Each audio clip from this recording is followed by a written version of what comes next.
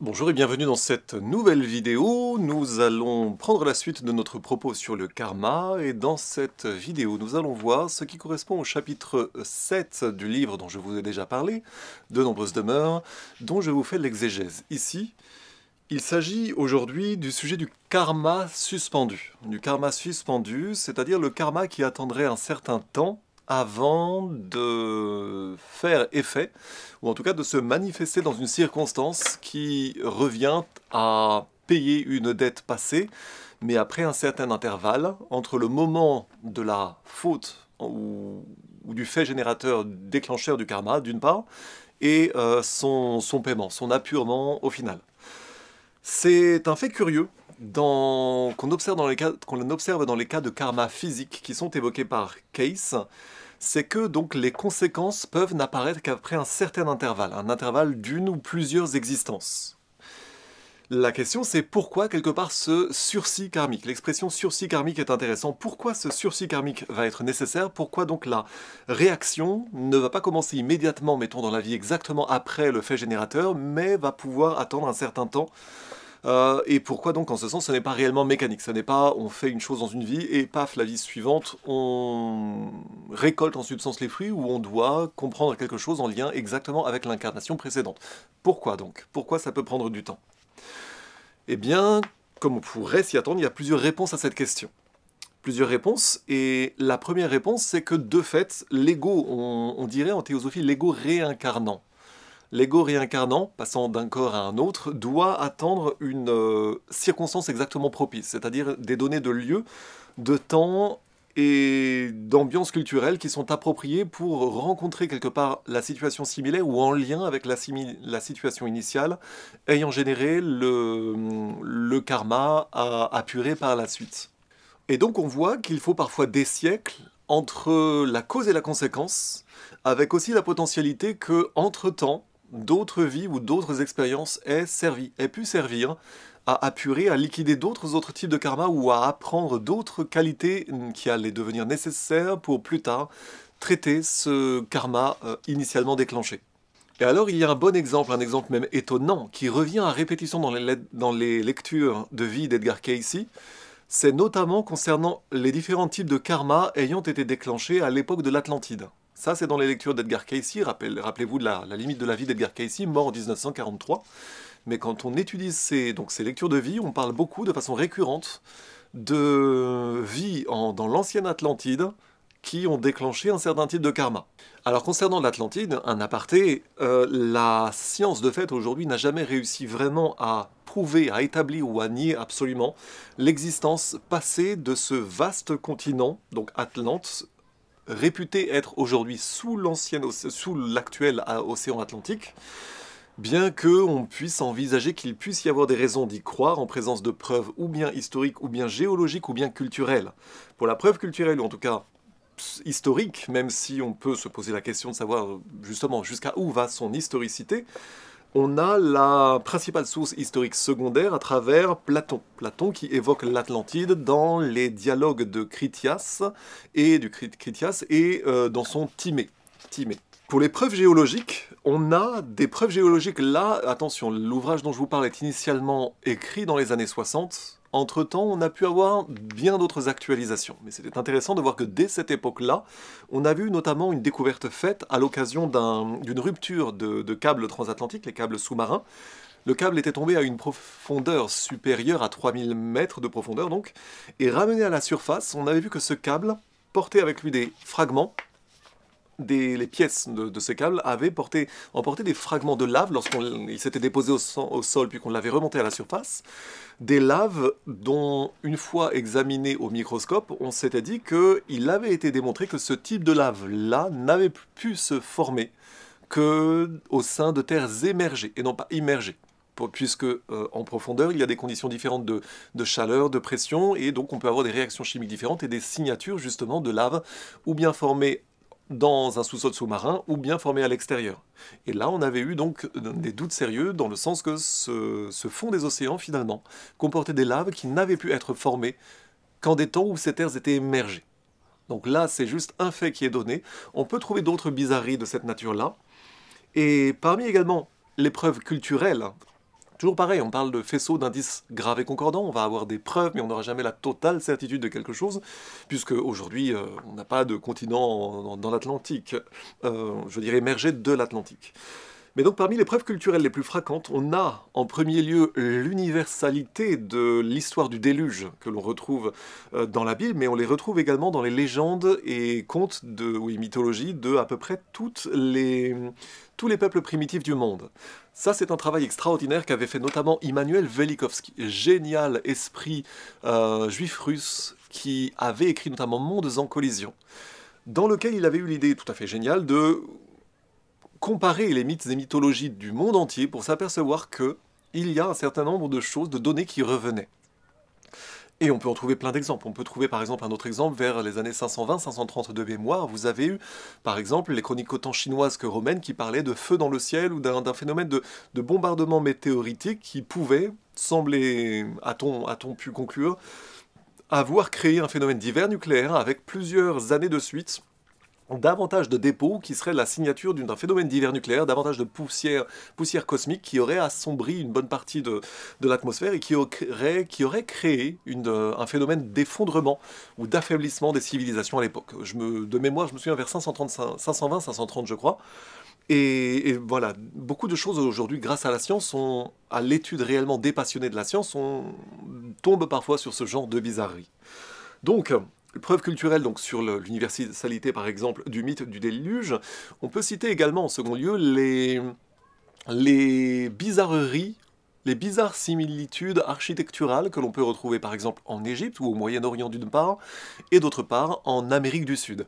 Et pourtant, théoriquement, si on se fie à notre connaissance actuelle de l'histoire, il ne saurait y avoir eu de connexion physique entre l'Égypte et l'Amérique du Sud, à moins d'envisager que des voyageurs aient voyagé d'aussi loin, mais ça suppose déjà pas mal de difficultés logistiques ou la nécessité de retrouver des preuves historiques pour trouver tout ça, etc. Donc similitude architecturale, on a de fait des bribes de faisceaux d'indices, néanmoins on n'aura jamais de certitude. De toute façon, ça c'est vraiment la base de la charge de la preuve. Un fait n'est pas une information, qui n'est pas un renseignement, mais on ne peut pas avoir une absolue, on ne peut jamais avoir une absolue preuve certaine d'un fait que l'on n'a pas vu de ses yeux. On n'aura que des faisceaux d'indices graves et concordants, et on sera obligé au final d'établir, on dirait, l'intime conviction, par exemple on voit ça en droit, l'intime conviction au final à partir d'un faisceau d'indices ou grave et concordant, etc. En tout cas, si l'on en croit les lectures d'Edgar Cayce, l'Atlantide aurait indubitablement existé. Et d'après Edgar Cayce, on a également d'autres bizarres recommandations. On aurait certaines chambres, par exemple de la grande pyramide du plateau de Gizeh, qui seraient demeurées fermées, mais qui renfermeraient un certain nombre d'archives et de documentation qui permettraient de mieux comprendre l'origine de l'histoire et de la civilisation égyptienne dans ses origines. Avec spoiler, Edgar Cayce laisse entendre que de fait l'Égypte aurait été créée par d'anciens Atlantes. Ça, toujours pareil, nous mettons dans l'ambiance des lectures d'Edgar Cayce, qui ne sont qu'incidents, enfin, ces idées-là sont incidentes à notre propos général sur le karma. Néanmoins, ça ouvre des portes assez fascinantes sur des potentialités d'histoires oubliées. Edgar Cayce nous dit donc que ces documents auraient été apportés par les anciens Atlantes, qui donc auraient raconté à la fois leur fuite et ce qu'ils ont recréé en Égypte au moment du troisième et dernier cataclysme, c'est-à-dire que l'Atlantide se serait effondrée en 3 fois. Donc l'Atlantide se serait effondrée en 3 fois et le dernier cataclysme aurait eu lieu après moins 10 000 avant notre ère, vers entre 10 000 et moins 1500 avant Jésus-Christ. Edgar Cayce, chose fascinante, a également parlé de l'atoll de Bimini. Bimini, c'est au large de la Floride, au large de Miami. Il évoquait ce sommet comme ayant été dans le passé le sommet d'une des montagnes de l'Atlantide. Edgar Cayce a déclaré notamment que à cet endroit, on pourrait trouver au fond de la mer un beau modèle de temple atlante dont la coupole était construite pour capter les rayons solaires par le moyen de cristaux spécialement taillés à cet effet. On a également des liens avec dans ces propos-là, avec des auteurs qui sont pour moi l'ésotérisme de notre temps, notamment Anton Parks, ou notamment, je crois que c'était Robert Chatelain, justement. En tout cas, à nous de peser ces éléments et d'investiguer sans accepter bêtement, sans non plus repousser bêtement. C'est à chacun de se faire son intime conviction à partir des sources croisées. Ce qui est intéressant, c'est que Edgar Cayce nous raconte dans cette lecture des éléments sur le niveau technologique de développement des Atlantes, et à en croire ces lectures donc d'Edgar Cayce, les habitants de l'Atlantide, donc les Atlantes, avaient atteint un niveau scientifique donc supérieur au nôtre, à celui qui est le nôtre actuellement. L'électricité, la radio, la télévision, les voyages aériens, les sous-marins, l'utilisation de l'énergie solaire et atomique étaient suffisamment développés parmi eux, toujours d'après les lectures. Ils maîtrisaient également des techniques de chauffage, d'éclairage et de transport qui étaient très supérieures aux nôtres, cette fois. Très supérieures aux nôtres dans les années 60, attention. Faisons également un petit lien avec Anton Parks lorsqu'il parle d'un texte extraordinaire par les Indiens, provenant des Indiens Hopi, traduit en allemand et retraduit en français par Anton Parks, sur justement le fait qu'on a des Hopis qui nous disent clairement qu'à travers la décadence de l'Occident et du monde actuellement, ils reconnaissent la fin du troisième monde. C'est-à-dire qu'ils voient des similitudes entre un effondrement civilisationnel, y compris des continents s'effondrant dans l'océan. On parle également dans le Pacifique, en fait. Pas uniquement l'Atlantide dans l'Atlantique, mais également la même chose dans le Pacifique à l'époque, lorsqu'il y a eu une grande guerre, semble-t-il, ou des bizarreries de ce type. Et donc des analogies qui sont repérées par les anciens Hopis qui racontent qu'il s'est déjà passé un peu la même chose. Et donc, qu'on y croit ou non, c'est ça l'intérêt de ce raisonnement, c'est que là, notre propos est celui sur ce que l'on appelle le karma suspendu, c'est-à-dire le temps durant lequel un karma peut finalement ne pas être soudainement faire effet un effet immédiat, mais ne révéler que bien plus tard des effets concernant, enfin des effets qui soient liés avec, on va dire, le fait générateur du karma d'une part et la conséquence générée bien plus tard. Parce que là, ce qui est significatif, donc on peut croire ou non en Atlantique, c'est passionnant, on peut rejeter ça, etc., à la guise de chacun. Mais là, ce qui est significatif dans l'optique de notre propos, ce qui mérite d'être retenu si on prend que l'on prenne la chose au sérieux ou non, c'est que les lectures de vie d'Edgar Cayce ont énoncé à plusieurs reprises que les Atlantes se sont perdus dans le mauvais usage, ou par le mauvais usage des forces technologiques qu'ils avaient maîtrisées. Les Atlantes s'abandonnèrent aux pires corruptions se servant de la force électrique et psychique, et particulièrement d'une certaine forme d'hypnotisme, pour réduire, ou d'hypnose, pour réduire les autres en esclavage et les forcer soit à travailler, soit à subir des abus sexuels. L'idée est intéressante. L'idée est intéressante puisqu'on la retrouve sous un autre angle, et là je pense que c'est l'idée, on va dire la méta-idée spirituelle derrière, c'est qu'il faut être, on va dire, théosophe avant d'être occultiste. C'est-à-dire qu'il faut d'abord être spirituellement bien aligné, pour seulement après, si on s'adonne à l'occultisme, que ce soit par des techniques occultes ou par la technologie, nous pouvons avoir en fait... Par rapport, Blavatsky parlait justement de l'hypnose en disant que, entre de mauvaises mains, des mains non théosophes, c'est-à-dire n'ayant pas encore étudié sérieusement la véritable théosophie avec un grand T, ne pas confondre la théosophie et la société théosophique. Là, nous parlons bien de la théosophie au sens étymologique, c'est-à-dire l'étude de la sagesse croisée des religions. Et elle disait que si on n'étudie pas correctement ces choses-là pour arriver à la conclusion qu'attention, il y a le karma, attention, il faut quand même faire un bon usage de ce que l'on peut maîtriser, eh bien si on ne fait pas ça préalablement, et bien par la suite, rien ne garantira que dans l'occultisme ou dans les technologies occultes, d'une façon ou d'une autre, que l'on fera un usage toujours spirituellement conscient de la technologie ou de la potentielle emprise que l'on pourra obtenir ainsi sur les autres. Et Blavatsky citait précisément l'hypnose entre de mauvaises mains, qui pouvait avoir de grandes conséquences micro- ou macro-sociales. Et là, on retrouve exactement la même idée dans Edgar Cayce, c'est intéressant, sachant que là, pour le coup, il n'était pas contemporain. En tout cas, Blavatsky c'est plutôt la fin de la vie de Blavatsky quand Edgar Cayce commence la sienne. Donc nous avons la suspicion, en tout cas, ce qui est dit dans ces lectures d'Edgar Cayce, c'est que les Atlantes, à un moment, se sont perdus dans la maîtrise technologique déconnectée des exigences spirituelles associées à la technologie. Science sans conscience n'est que ruine de l'âme. On pourrait également dire sexe sans conscience n'est que ruine de l'âme, puisque là on nous parle d'un forçage sexuel sans doute micro-macro-social, réduire les autres en esclavage, y compris à esclavage sexuel, abus sexuel, à ce que l'on comprend, ou alors travail forcé. En tout cas, par les biais de l'hypnotisme. Ça serait vraiment un fantasme un peu mondialiste à la Klaus Schwab, du genre, ou à la Yuval Harari, faire bosser les gens en étant forcé de bosser, le rêve. Imaginez, comme disait Albert Brola, imaginez l'obéissance. Donc là, on a en tout cas un signal faible en ce sens, on va dire par le passé, et faisons l'effort d'imaginer donc cette hypothèse. Sachant que j'avais déjà trouvé, c'est assez intéressant, j'avais trouvé la même idée dans un livre allemand justement qui parlait aussi de l'Atlantide et qui disait précisément cela, que lorsque le progrès technologique est déconnecté du progrès spirituel, il y a danger pour les civilisations, et que c'était déjà la leçon de l'ancienne Atlantide.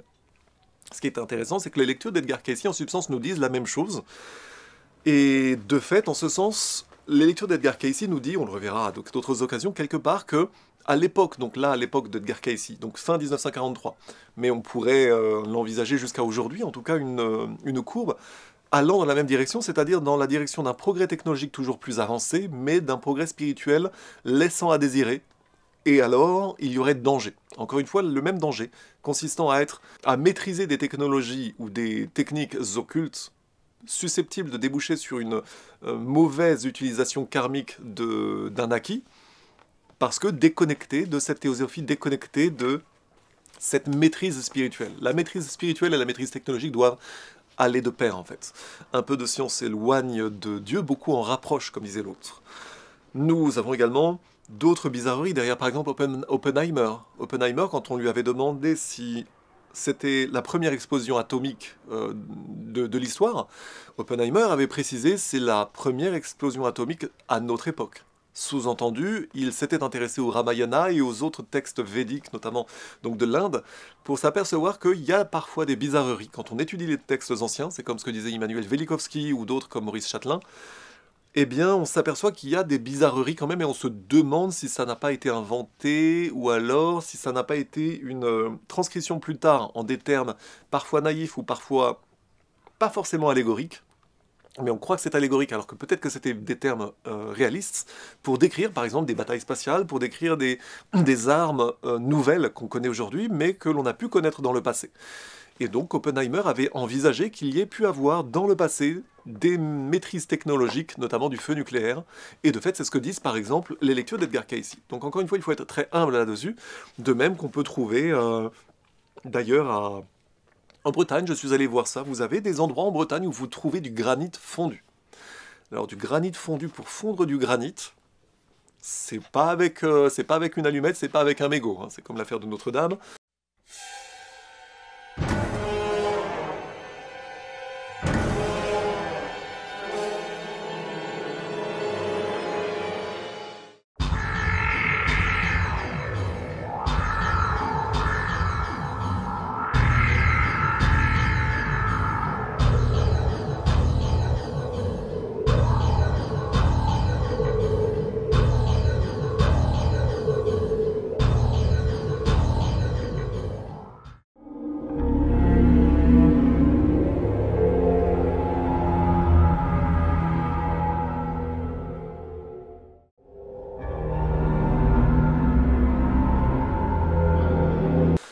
On peut avoir un doute quant à la question de savoir quelle technologie a été utilisée pour faire fondre du granit.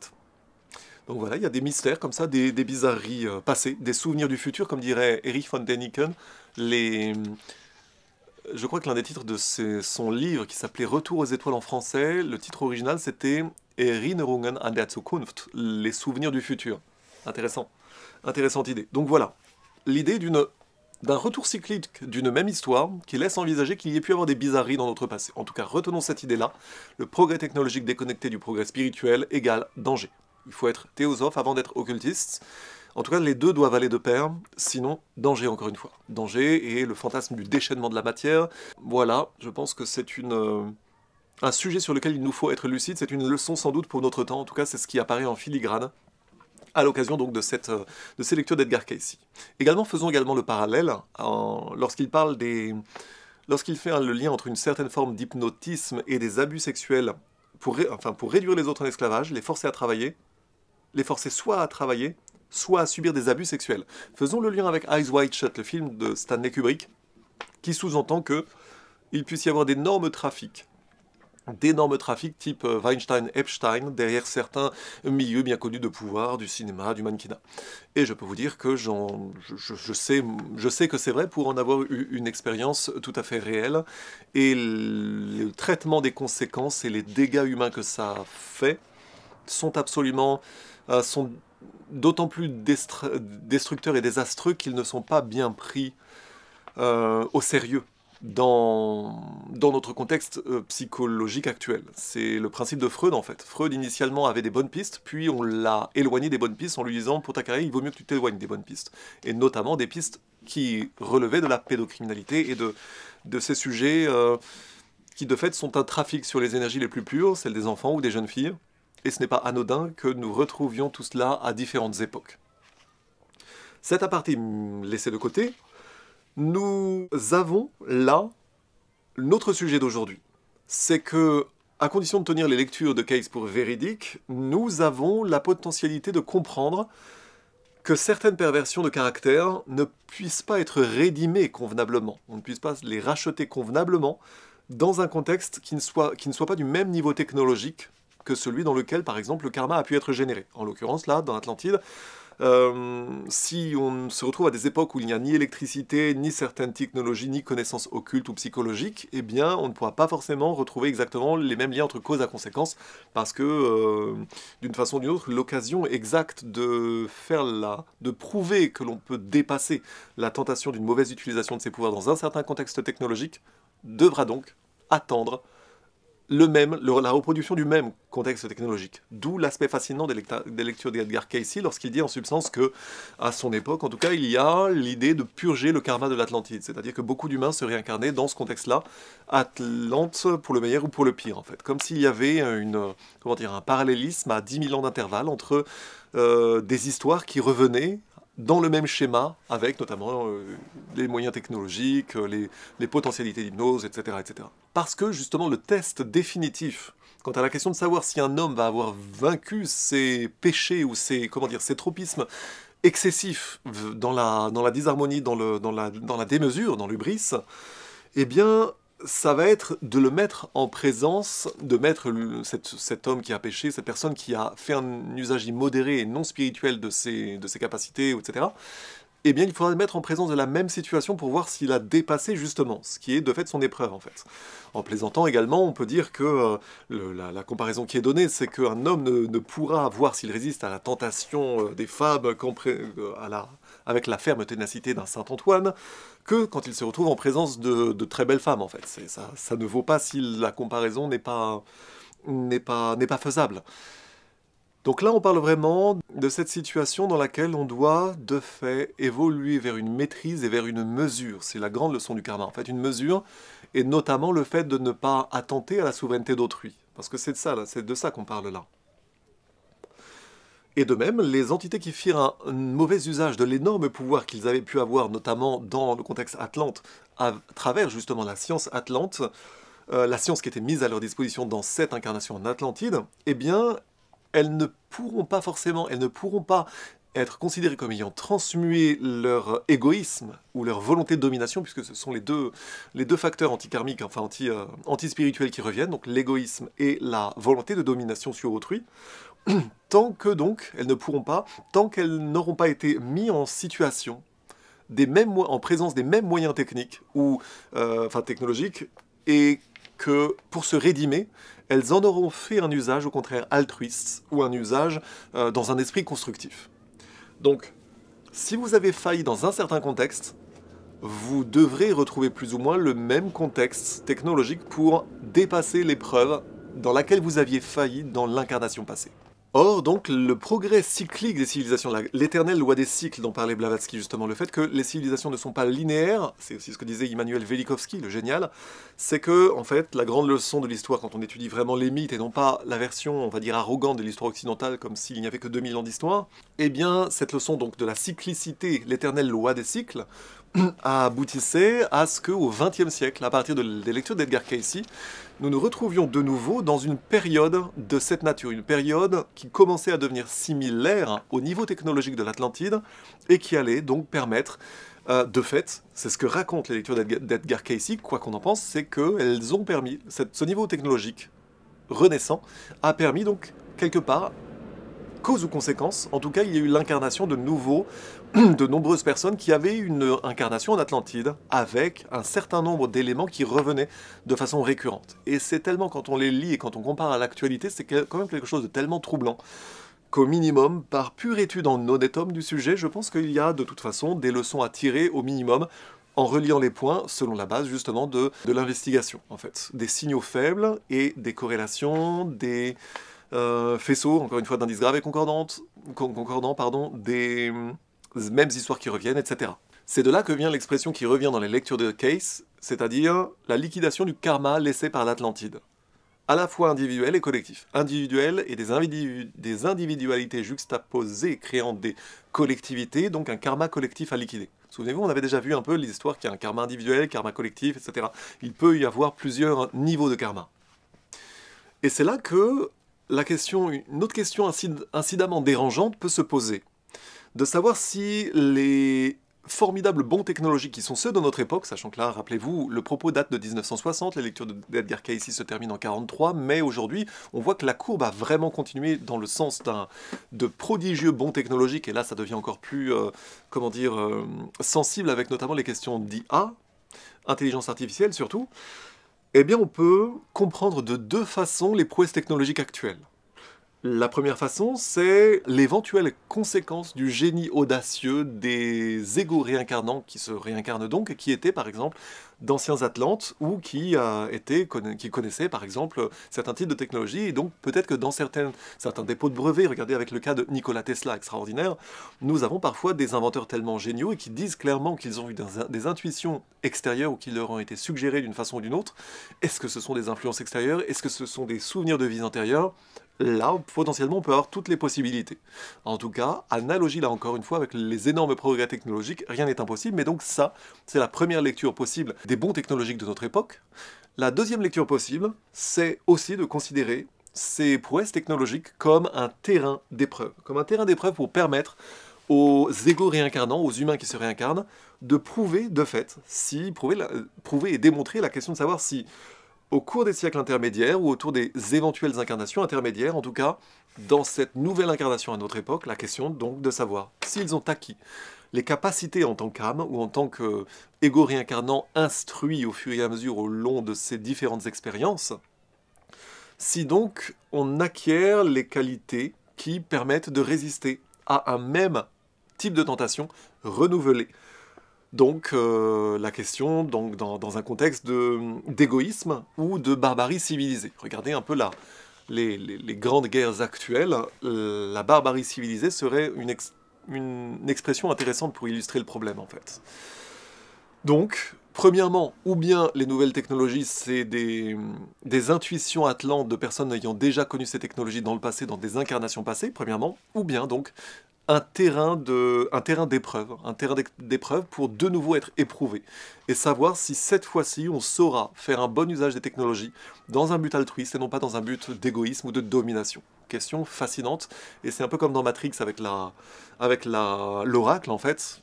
On a les deux hypothèses en fait. On peut avoir deux possibilités simultanées. Alors la deuxième raison du sursis karmique, ça peut être aussi en lien avec une sorte d'alternance rythmique entre groupes d'âmes, c'est-à-dire que parfois il faut laisser le temps, il faut laisser la priorité aux autres pour se réincarner, où il n'y a pas assez d'âmes dans lesquelles se réincarner, donc parfois c'est chacun son tour, c'est-à-dire que plutôt que ça soit telle personne qui se réincarne de cette façon-là, les autres en ont aussi besoin, donc tu attends ton tour, ou alors tu attends, parce qu'on se réincarne en fait par groupe ou par famille d'âmes, ce qu'incitent à croire les lectures d'Edgar Cayce, il faut parfois attendre aussi que la bonne personne se réincarne au bon moment pour vivre ce qu'on doit vivre avec cette personne en particulier.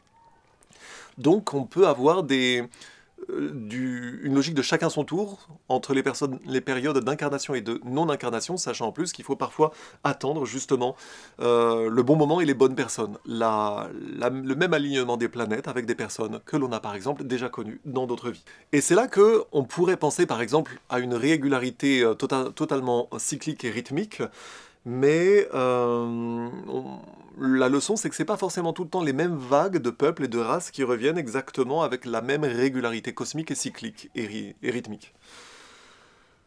On a justement une sorte de tempérament qui est suggéré dans les lectures d'Edgar Cayce, qui indique toutefois donc que l'incarnation de groupes plus petits dans ces vagues, et même d'individus dans ces groupes, peut ne pas être le fait d'une prédétermination rythmique, donc purement mécanique. Donc il y a des exceptions. Il y a des exceptions. Et donc, les âmes, les groupes d'âmes, ce que je disais, ne reviennent pas exactement comme, de façon comme un cycle exactement parfait, mais qu'il y a une place, a priori, à ce qu'on comprend, il y a une place, comme partout dans la création, il y a une place pour la volonté, la libre volonté de l'individu dans une certaine mesure, ou d'un groupe, et également pour la liberté de choisir, de se manifester à certains moments s'il le désire ou pas. Mais là, je mettrai moins un tempérament provenant d'autres sources, c'est là où je fais une exégèse améliorée de ce propos, notamment à partir notamment de Michel Coquet, qui est intéressant. On a, c'est pas tant la liberté de choisir que c'est que la question de savoir si cette liberté de choisir a été suffisamment méritée auparavant. C'est-à-dire que plus on a mérité, plus on a des possibilités de choisir, et moins on a mérité, moins on a la possibilité de choisir, et plus on va subir ce qui est nécessaire pour notre évolution. Ça, je pense que c'est une méta-leçon dans tous ces sujets spirituels d'ailleurs. Également pour les sujets de savoir si des personnes décédées peuvent revenir pour aider leur propre famille un certain temps, par exemple. Les lares, les esprits des anciens, disaient les Romains. On trouve ça aussi dans dans toutes les cultures du monde, notamment la culture chinoise, ou même chez les Russes également. C'est intéressant. Les Russes, quand ils vont en voyage, quand ils se séparent avant un voyage, prennent le temps de se dire qu'ils s'aiment, de faire famille, de faire un groupe commun, et également de convoquer les esprits, justement, que ce soit les esprits de la maison ou les esprits des anciens, les deux choses étant souvent confondues, mais nous avons ça en fait dans toutes les cultures du monde, et nous en Occident, nous avons été grandement déspiritualisés pour oublier ces choses sous lesquelles diverses réalités se cachent. Voilà.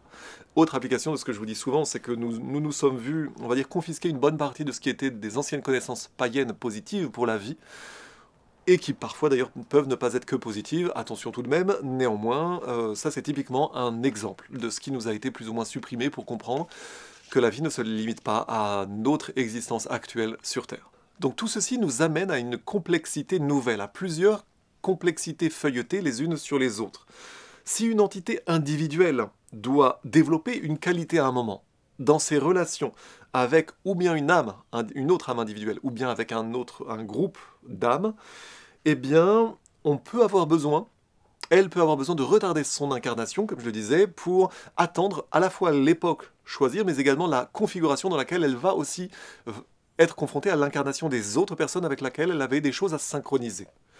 Et s'il s'agit d'un retard important, l'entité entre-temps peut trouver d'autres expériences à faire entre-temps, en attendant que l'alignement des planètes s'opère exactement pour la bonne incarnation. C'est là où on peut avoir des phénomènes de karma différés, ou alors d'incarnation dans laquelle on va travailler autre chose, on va travailler un autre aspect de l'évolution d'une âme, et plus tard seulement on reprendra ce qui a été laissé en plan par une incarnation précédente.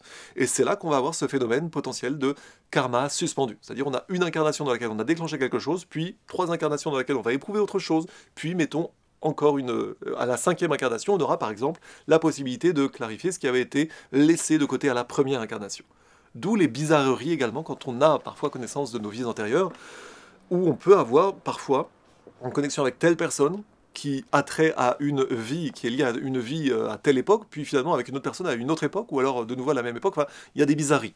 L'essentiel est que, retenez également la grande leçon derrière, c'est que quand l'âme choisit d'évoluer, elle doit liquider davantage de karma. C'est-à-dire que parfois, quand on choisit vraiment d'évoluer, on peut rencontrer à répétition des personnes avec lesquelles on a du karma à liquider, pour que nous puissions ensuite évoluer davantage, parce qu'il faut d'abord poser les bagages pour en prendre de nouvelles. Ça, c'est une vérité très important en fait. On avait déjà évoqué une histoire de karma sous forme de match de tennis, en fait. L'analogie était intéressante. Lorsque nous avions parlé une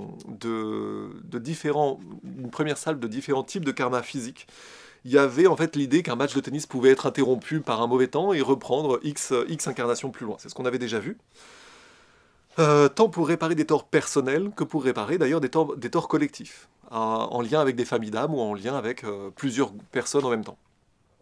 Donc ce qu'on comprend là, c'est qu'il y a une multiplicité de possibilités et de choses à traiter, et c'est de fait la leçon de la vie.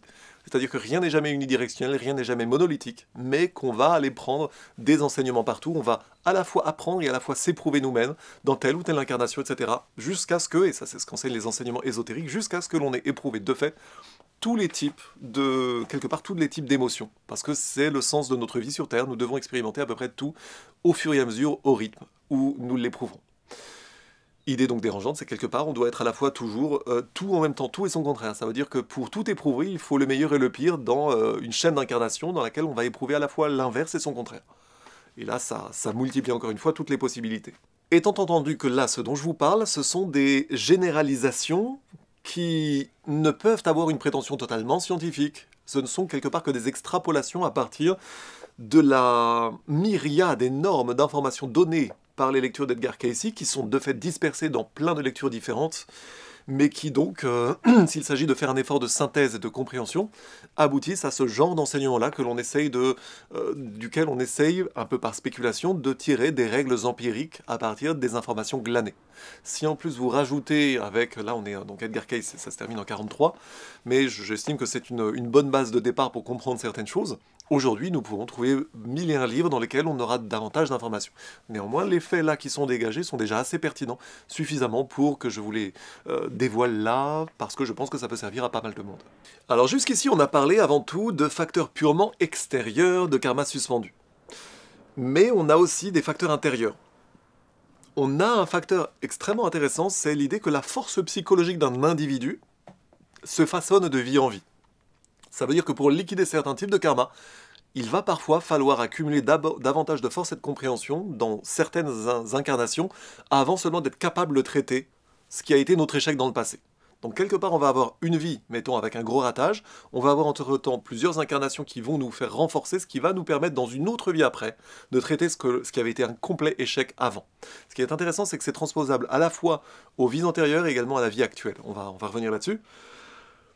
Donc, le fait psychologique, c'est que la force est quelque part nécessaire pour affronter le karma. Et c'est d'une importance égale, sinon plus encore, que les facteurs extérieurs de karma suspendu. Là, c'est le facteur intérieur, c'est est-ce que je suis assez fort pour dépasser mon karma à un moment donné. Il faut quelque part donc que l'occasion soit fournie, on l'a vu, à l'entité d'acquérir les qualités combatives indispensables. En fait, l'occasion ne suffit pas. Il faut qu'auparavant on ait été armé pour affronter l'occasion quand elle va se représenter, à partir du moment où on a échoué. Et cette idée-là est tout à fait fascinante en fait. Donc l'occasion d'acquérir les facultés combatives indispensables, parce que sinon la contrainte karmique, le fait de se reprendre dans la gueule exactement la même expérience sans avoir été armé entre-temps, eh bien ça aboutirait sur le même échec en fait. Et ce type de boucle karmique où on irait toujours dans le même échec aboutirait en fait réellement à une boucle karmique, un peu une boucle temporelle où on reproduit tout le temps la même erreur sans avoir la possibilité d'être armé, parce qu'on serait dans le mauvais contexte et que personne entre-temps ne nous aurait armé ou appris à dépasser ce que nous avons à dépasser. Et de fait, ça serait donc accablant. La contrainte karmique en ce sens serait accablante et elle amènerait quoi? Elle amènerait l'annihilation ou le même échec, toujours le même type d'échec, plutôt que la croissance de l'âme, l'augmentation de la conscience de l'âme et par l'expérimentation, etc. Ceci est en parallèle à l'idée souvent dérangeante qu'il ne nous soit jamais donné plus que nous ne pouvons supporter.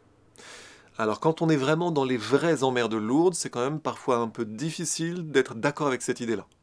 Et pourtant, c'est la grande leçon de la vie, c'est la grande leçon de la vie en général et du karma en particulier en tant que grande règle de la vie, mais c'est aussi quelque chose qui revient dans toutes les cultures du monde, notamment, on peut vraiment trouver ça sous toutes les latitudes, il ne nous est jamais, l'idée qu'il ne nous soit jamais donné plus que ce que nous ne pouvons supporter. Par contre, à condition bien sûr d'essayer de chercher sincèrement une porte de sortie. Si nous subissons la même chose en nous victimisant sans jamais aller chercher à dépasser justement cet échec récurrent que nous vivons, il y a un moment, il ne faut pas s'étonner de reproduire toujours les mêmes schémas. C'est un peu la définition de la folie, c'est de refaire toujours la même bêtise en espérant que ça donnera des conséquences différentes. Et quand on fait n'importe quoi, il ne faut pas s'étonner de devenir n'importe qui. Là, les initiés auront la référence, mais en tout cas, l'idée est globalement spirituellement vraie. L'idée est spirituellement vraie. Quand on fait n'importe quoi et qu'on enchaîne n'importe quoi, on ne s'étonne pas de devenir n'importe quoi. Néanmoins, normalement, si nous cherchons honnêtement, nous serons toujours aidés d'une façon ou d'une autre à dépasser ce que nous à dépasser ce que nous avons pu rater dans une vie antérieure, par exemple. Le sens vraiment des incarnations, c'est le dépassement des échecs, tout simplement.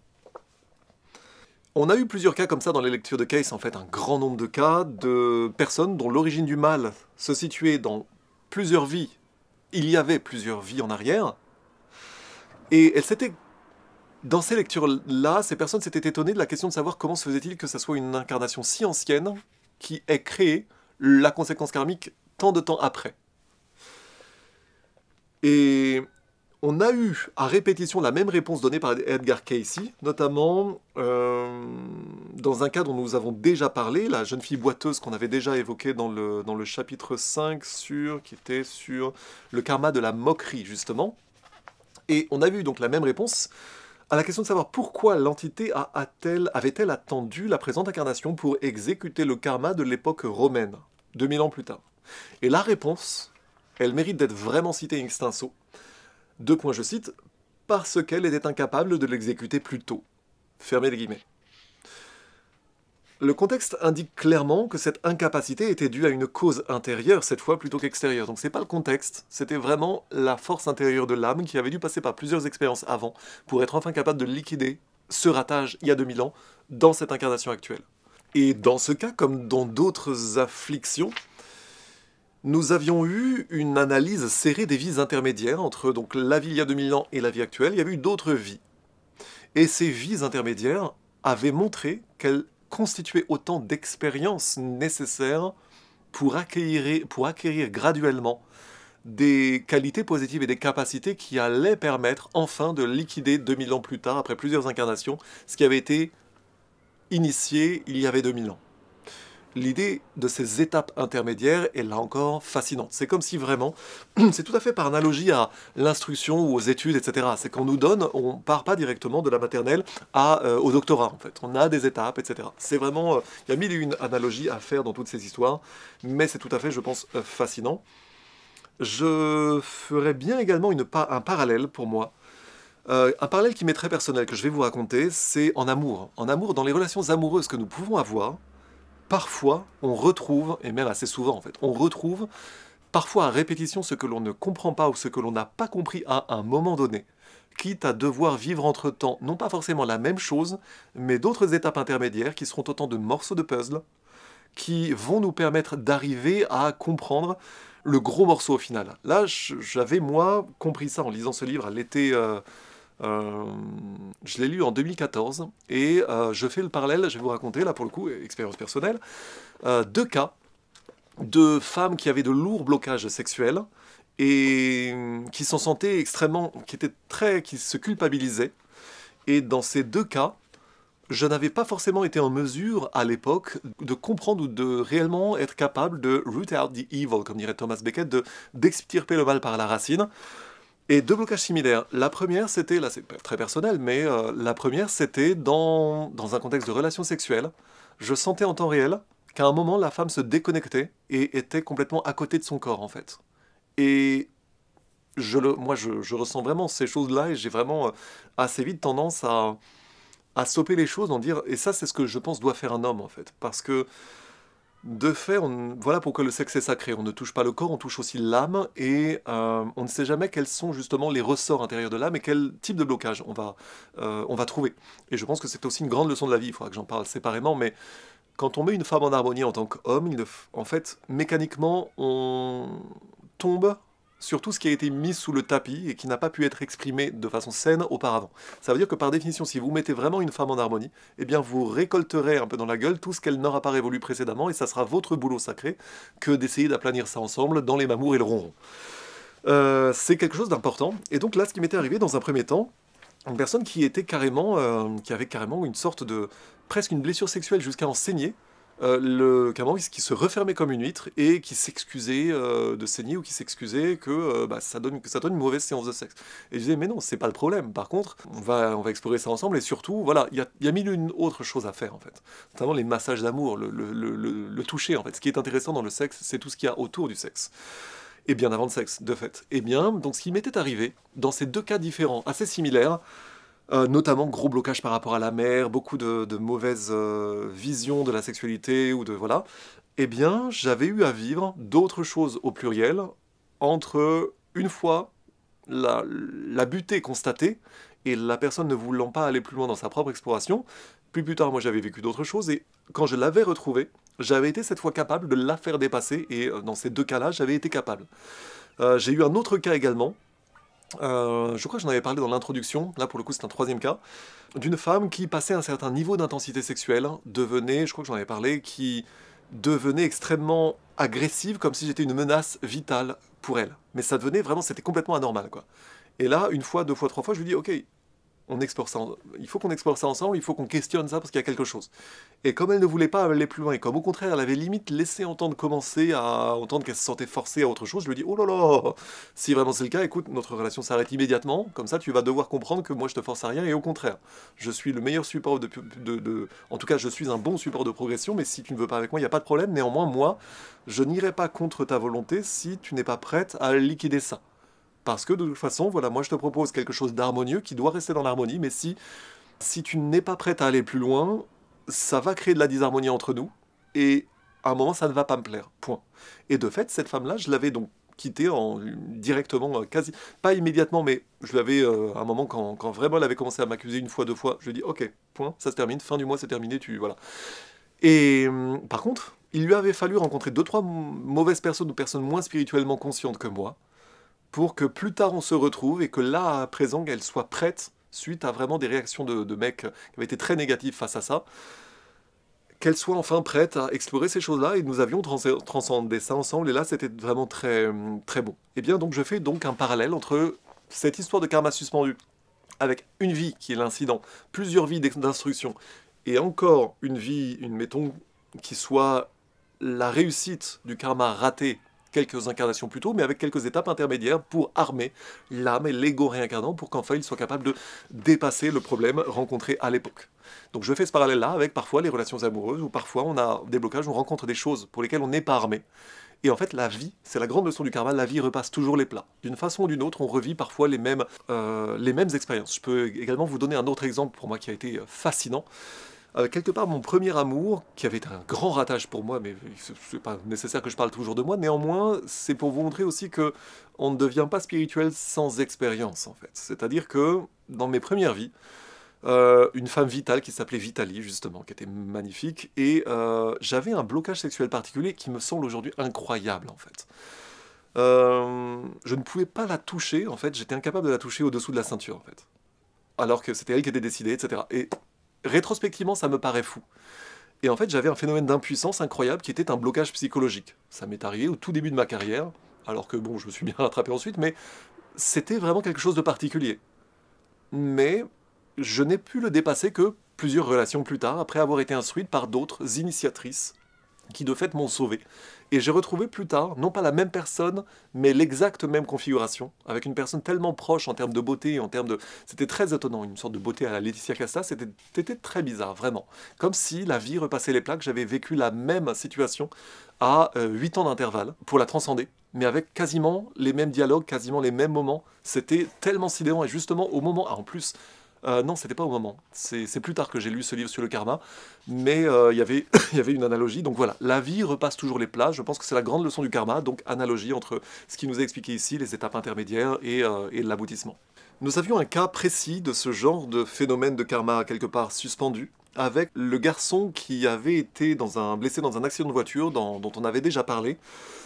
On avait eu une graine de karma semée à un moment, mais entre-temps nous avions eu une expérience qui l'avait renforcé en Amérique du Nord durant la Révolution américaine. Une expérience en tant qu'officier qui avait permis donc à l'ego réincarnant d'acquérir des qualités en tant qu'expérience intermédiaire, des qualités de courage, d'entrain, d'aptitude à tirer le meilleur parti de telle ou telle situation.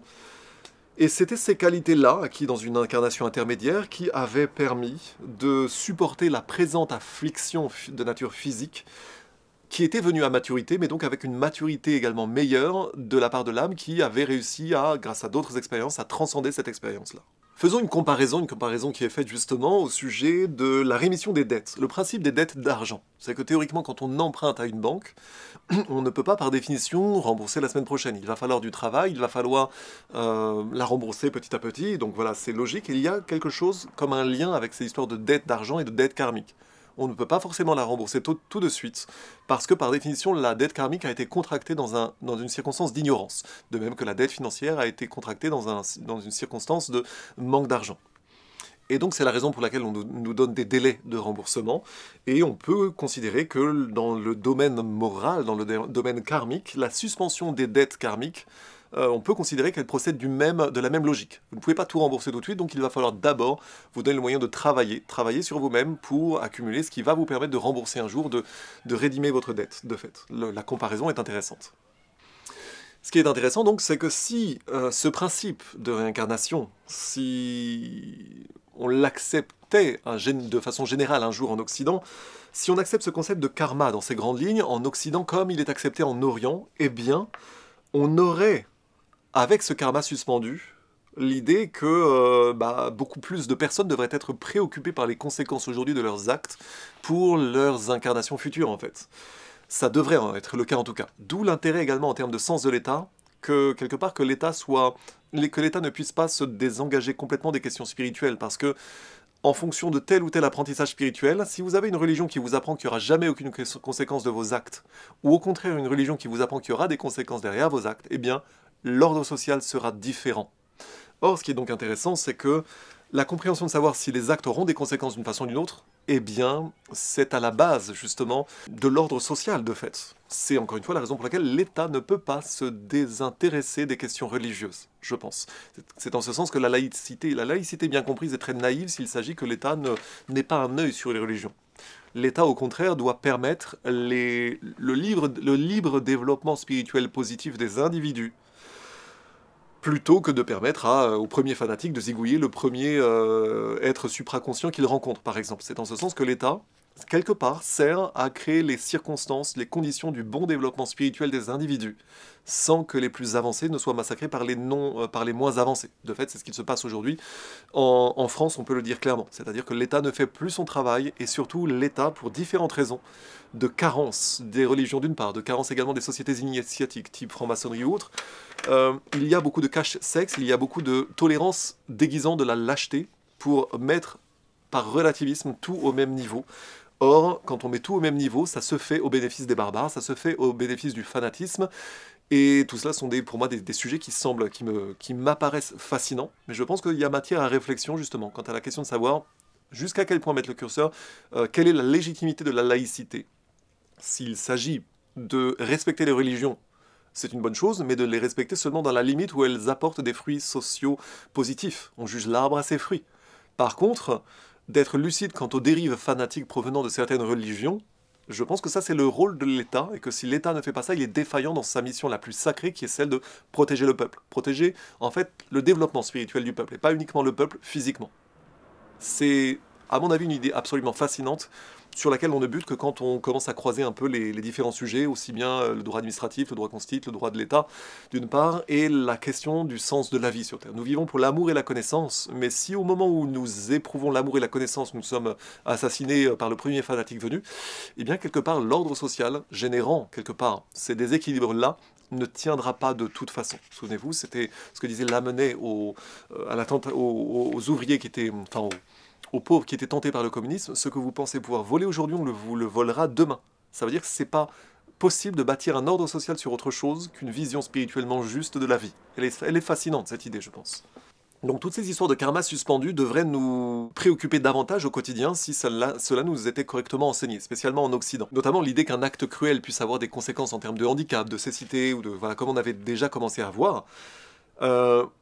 Il y a aussi un écueil, c'est que ça peut créer des phénomènes de peur excessive et de nervosité excessive quant au potentiel karma, n'empêche que donc une imagination impressionnable peut envisager donc qu'une dette karmique inconnue soit toujours comme une épée de Damoclès suspendue au-dessus de sa tête. Là-dessus, les conséquences peuvent être duales. On peut avoir quelque part un karma suspendu qui deviendrait comme un épouvantail, comme le loup-garou de tierce-lieu, comme quelque chose conçu pour faire peur, et les gens pourraient vivre dans une flippance perpétuelle, en étant des flippés de la vie, en étant vraiment toujours dans la peur d'une dette karmique, d'un micro-truc qui serait contracté, oh là là, si j'écrase une fourmi, voilà, une excessive nervosité vraiment, là pour le coup, qui serait peut-être contraire à la vie, la vie harmonieuse. Mais on trouve ça par exemple chez certains excès mettons, on peut trouver ça chez certains excès de développement personnel, ou Émeric Caron qui n'écrase pas les moustiques, etc. Bon, soit. En tout cas, donc le risque, c'est qu'à partir de cette idée de karma suspendu, que nous puissions générer des phénomènes excessivement religieux dans le sens d'un fanatisme ou comment dire, d'un gel de l'action tellement dans la peur que du coup les gens ne feraient plus rien de peur de générer un micro-karma. Ça, c'est aussi une grande leçon de la vie d'ailleurs. Une grande leçon également de la vie amoureuse, c'est que dès qu'on commence à vivre, parfois, dès qu'on commence à vivre, on fait quelque part des dégâts un peu inévitables. Et même quand on veut agir de la meilleure façon possible, parfois ça fait pire que mieux, si la personne en face n'est pas disposée à évoluer également. Ça, c'est une leçon très dérangeante qui est, pour moi, une leçon incidente, quelque part, du sens de la vie et du karma. Mais donc, pour lutter contre cette tendance naturelle des humains à la frayeur, à la peur, ou au conditionnement, ou à la soumission par et à travers la peur, cet écueil de la peur est inévitable quelque part si on enseigne quelque part le karma et les conséquences causes et conséquences du karma. La tendance donc à cette peur peut avoir également pour conséquence des systèmes de pensée et des systèmes religieux qui vont au contraire enseigner le contraire de la lucidité karmique. Et là, cette pensée peut être très dérangeante. Elle peut avoir pour conséquence une sorte de fanatisme, et notamment, de façon étonnante, une sorte, en fait, ce qui serait le propre à certaines élites illuministes tout à fait déviantes, c'est-à-dire un fantasme de mise en échec du karma si on ne se sent pas coupable. J'ai trouvé cette idée très dérangeante dans le livre jaune numéro 2, un livre ésotérique dans lequel il y a quand même à boire et à manger, il y a beaucoup de bêtises, néanmoins, il y a une idée intéressante quant à la pensée de certaines élites mondialistes illuministes, ou voilà, l'illuminisme dont parlait aussi Nesta Webster, en tant que déviance en fait. L'ancienne expertise française en parlait aussi. On a une franc-maçonnerie à l'époque du convent de Wilhelmsbad en 1782, un duel entre une franc-maçonnerie spiritualiste et une franc-maçonnerie illuministe. C'est ce qui est également dit dans ce classique du renseignement anglais qui s'appelait donc Le complot contre la civilisation de Nesta Webster, qui nous expliquait que c'est aussi Gershom Scholem, le messianisme juif, lorsqu'il parle des Illuminati au sens, il y a un sens spirituel bien compris, c'est comme Lucifer, c'est la compréhension que la lumière est information et que quelque part, passé un certain niveau spirituel, on rayonne, on puisse rayonner la lumière au propre comme au figuré. Mais il y a aussi une compréhension inversée des choses, c'est une sorte de délire de surhomme qui peut faire le mal sans se sentir coupable et donc échapper au karma. Cette idée est totalement dangereuse. Nous pouvons avoir donc cet écueil consistant à nier en bloc toute espèce de karma ou de karma suspendu. On a ça aussi dans le scientisme notamment occidental, mais qu'on peut retrouver également par exemple dans l'unité 731 au Japon. La préhistoire des armes biologiques, nous avions une unité japonaise qui s'était rendue coupable de grande cruauté anti-karmique.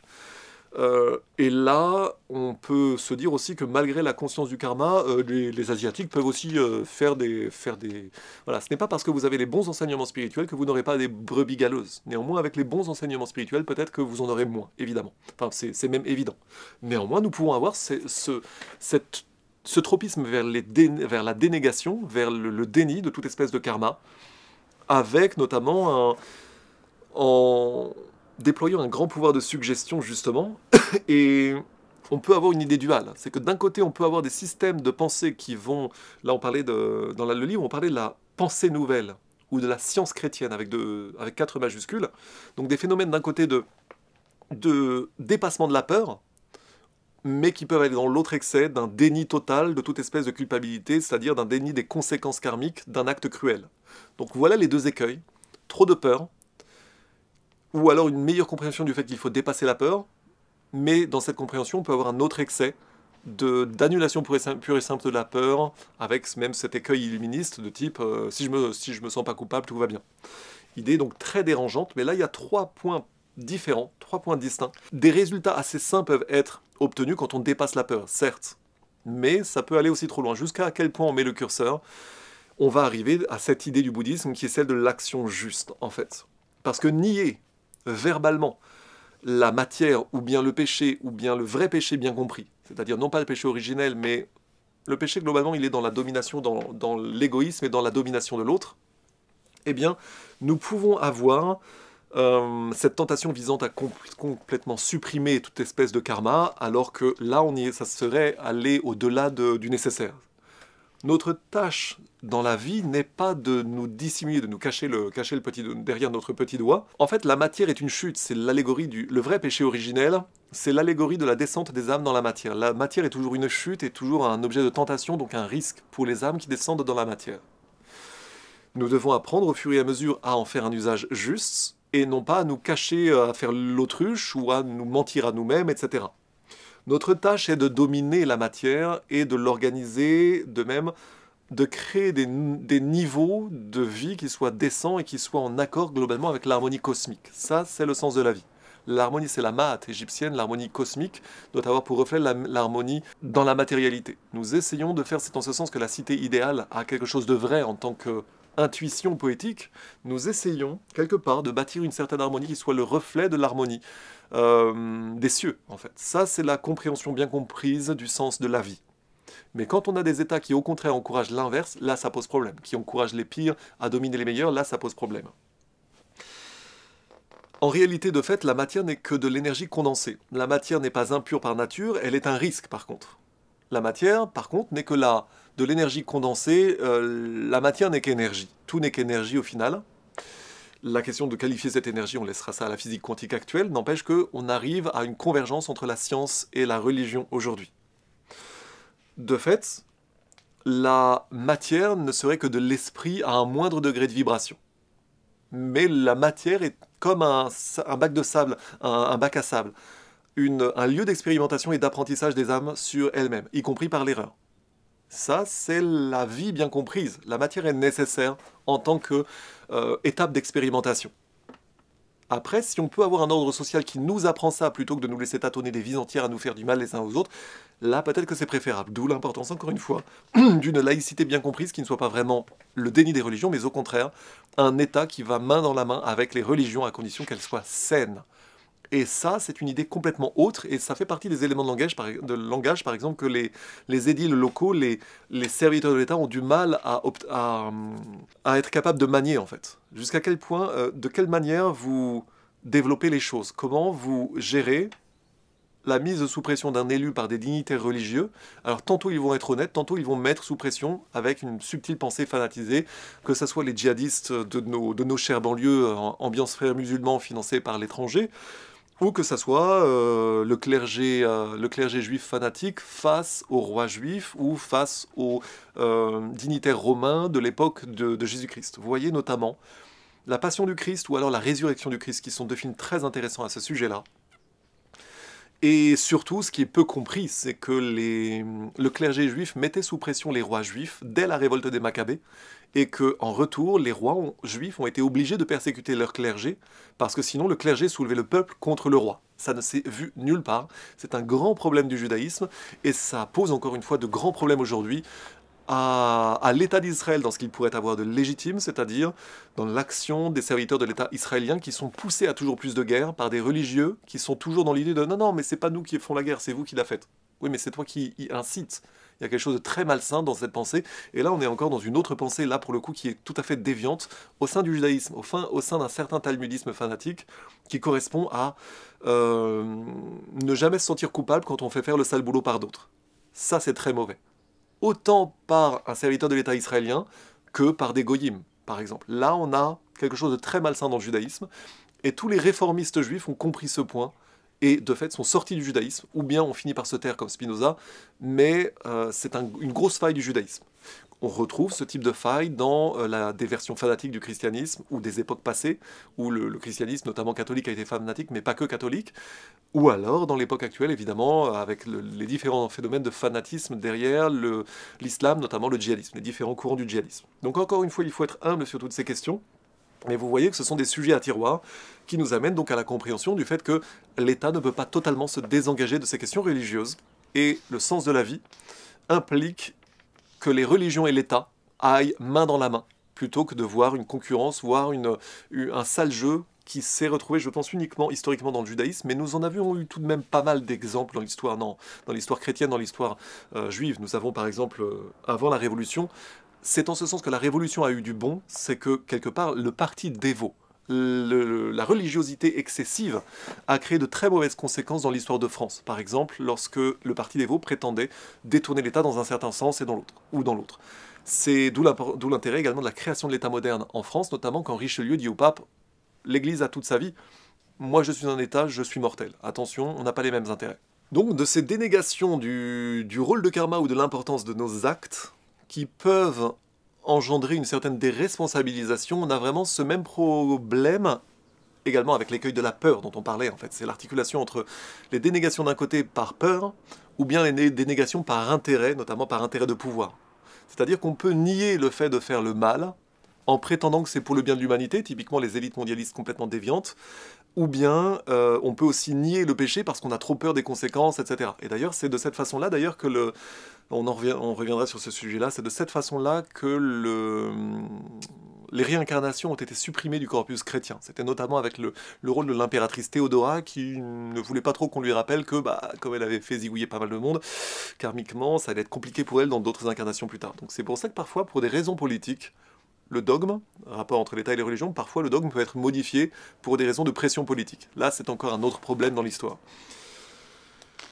Donc, l'écueil consistant à nier le péché ou bien nier le karma est le même au final. On peut avoir la tentation de nier le karma, et donc de nier la dette en fait. La dette qu'on doit payer, ou bien les leçons que l'on doit apprendre, ou bien l'expérience que l'on doit faire, etc.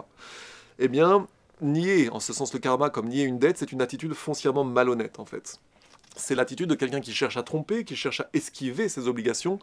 Et il y a cette idée dérangeante qui revient, enfin cette idée dérangeante, ça dépend pour qui, dans la pensée d'Edgar Cayce, enfin en tout cas dans les enseignements tirés d'Edgar Cayce, l'idée c'est que Dieu ne peut être dupé. C'est en ce sens que les élites illuministes ont totalement, les élites mondialistes ou illuministes ont totalement tort, parce qu'elles pensent pouvoir tromper Dieu, tromper le karma, ou se déconnecter et donc jouir de la matière sans jamais être punies. Non, c'est une autoconviction. Ça va les ralentir en fait beaucoup plus. Ça crée des conséquences karmiques dont on reparlera quand on parlera de théosophie, n'empêche que c'est une façon de se tromper soi-même, de se mentir à soi-même pour esquiver ses obligations, qu'elles soient matérielles ou spirituelles. Ce n'est pas respectable en soi, ça n'inspire pas le respect. Ce qui est surtout irrespectable, ce qui surtout n'est pas respectable, c'est que la tentative de fraude consiste en des acrobaties mentales ou des dénégations toujours plus créatives. Eh bien ça n'en constitue pas moins dans son essence un effort pour esquiver sa responsabilité. Ça veut dire qu'on développe des systèmes entiers pour justifier le fait que le péché n'est pas le péché. Ça c'est typiquement le sabbato-franquisme ou des déviances comme ça qui peuvent aller très loin. C'est assez typique d'un pharisianisme proverbial, justement, avec on peut parler du pile-poule, cette technique de certains rabbins de l'Est pour dire que même quand ils ont tort, ils ont raison. On a ça également dans la Bible, avec la tirade excellente « Malheur à vous, pharisiens hypocrites ». On a beaucoup de procès de ce cléricalisme totalement hypocrite dans la Bible, par justement par le maître Yeshua, par Jésus. Et on a la même chose dans le Coran. Le Coran, dans sa magnifique traduction de Jacques Berck, qui, dans un français vraiment magnifique, nous dit notamment beaucoup de choses contre les représentants des gens du livre, c'est-à-dire les Juifs, qui nous expliquent que, en fait, il y a la même chose que ce que disait Jésus, c'est-à-dire une sorte de pharisianisme qui vous explique par A plus B que même quand ils font le mal, ils font le bien.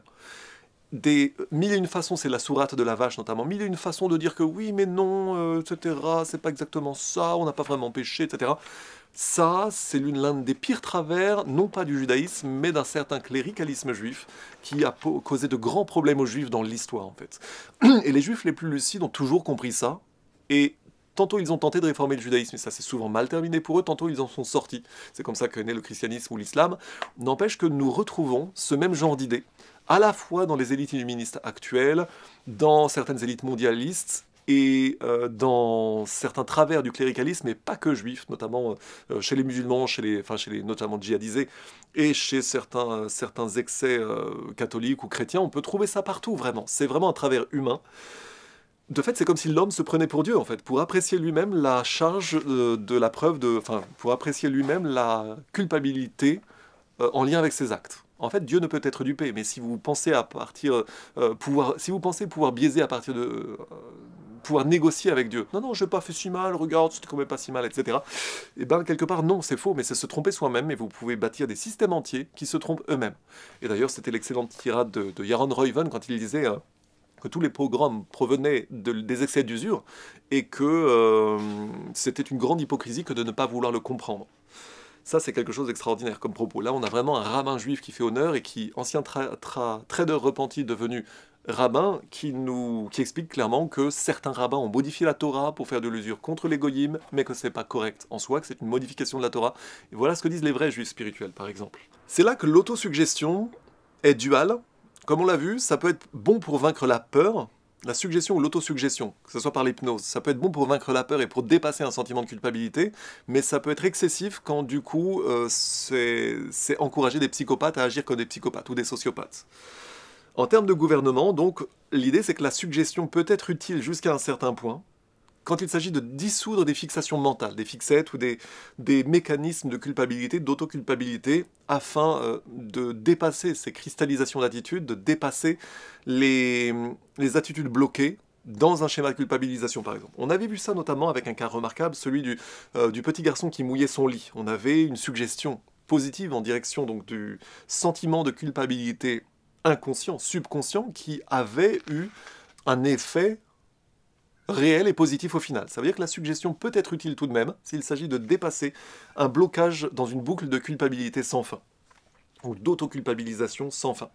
Ce réflexe de la contrition, d'ailleurs typiquement chrétien, peut être tout à fait entravant pour évoluer, d'où également le grand problème du christianisme, notamment par exemple catholique, quand on entend des prêches qui sont toujours dans la culpabilisation, vous êtes mauvais, vous êtes pécheur, vous êtes petit, vous êtes malin, etc. Ce n'est pas la meilleure façon de faire dépasser les entraves. Néanmoins, ça peut être, on va dire, un ressort de rappel parfois, mais si vous n'entendez que de l'autoculpabilisation encouragée, ne vous étonnez pas de rester dans des boucles d'autoculpabilisation qui ne vont finalement rien apporter, au final. Et dans ce cas du petit garçon, on avait eu clairement l'idée de... En fait, et on trouve ça souvent en fait comme schéma, l'idée, le manque d'estime de soi-même. Le fait sans doute de s'être autoculpabilisé, peut-être même dans une vie antérieure, et d'être resté dans cette boucle d'autoculpabilisation, de fait, c'était donc s'infliger une punition symbolique après, notamment.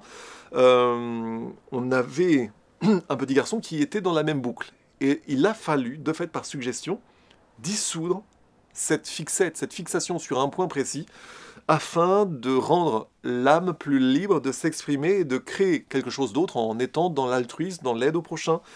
Et donc la suggestion, là, avait servi quelque chose. La suggestion avait servi à la fois le corps et la personnalité, donc l'évolution au final de l'âme. Donc là, nous avions un cas qui était positif. Nous avons d'autres cas positifs. Nous avons des cas, par exemple, d'allergie.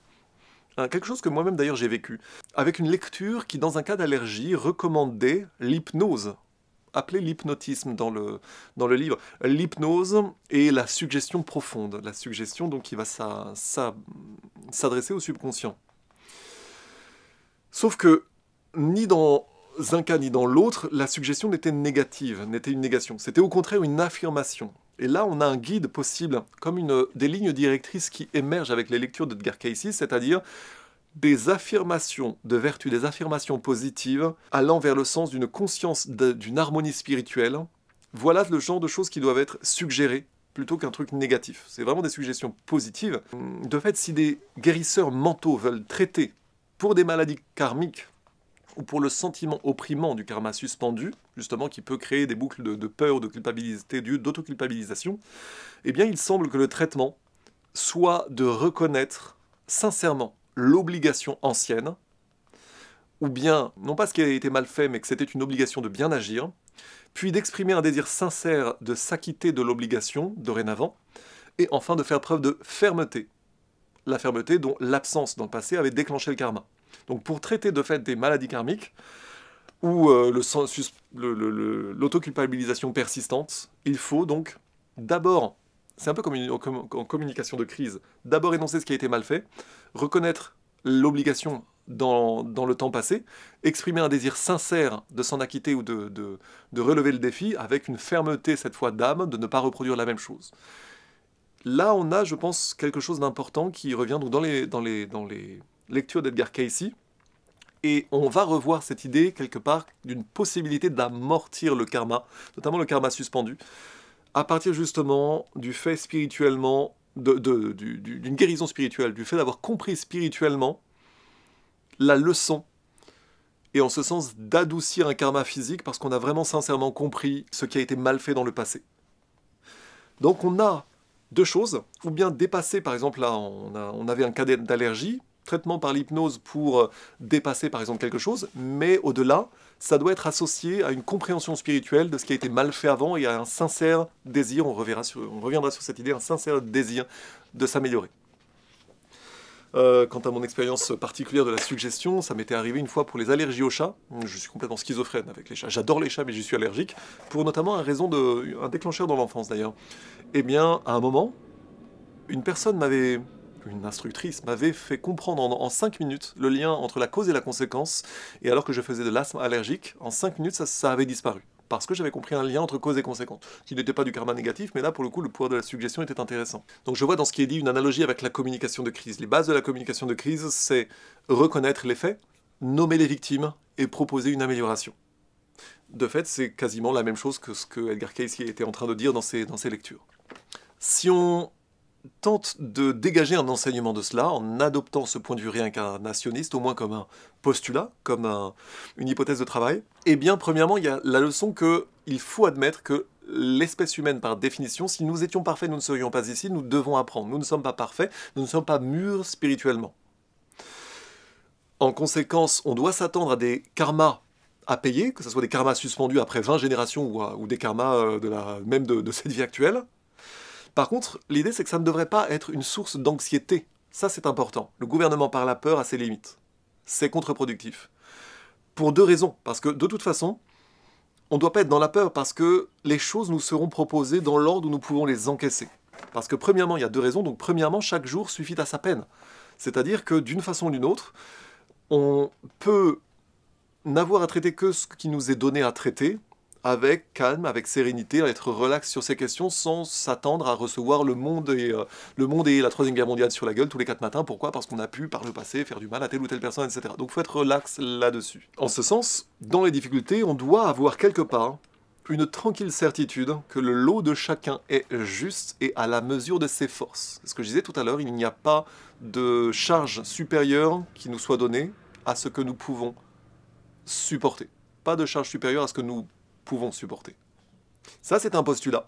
Mais de fait, c'est la compréhension du karma que même quand on en prend plein la gueule, bon, parfois on peut en prendre beaucoup plein la gueule, mais que d'une façon ou d'une autre, on aura plus de chances de s'en sortir mieux si on cherche sincèrement à comprendre et pas uniquement à maudire qui ou tel ou Dieu ou je ne sais quoi pour ce qu'on vit. Ça, c'est vraiment une lecture une attitude devant la vie qui est importante. C'est-à-dire qu'on ne rencontre que des circonstances, on ne rencontre que des occasions de progression et c'est pas forcément l'autre le fautif, c'est aussi que peut-être qu'on a quelque chose à comprendre à travers ce que l'on est en train de vivre et que l'autre peut-être n'est qu'un support de progression, en bien comme en mal.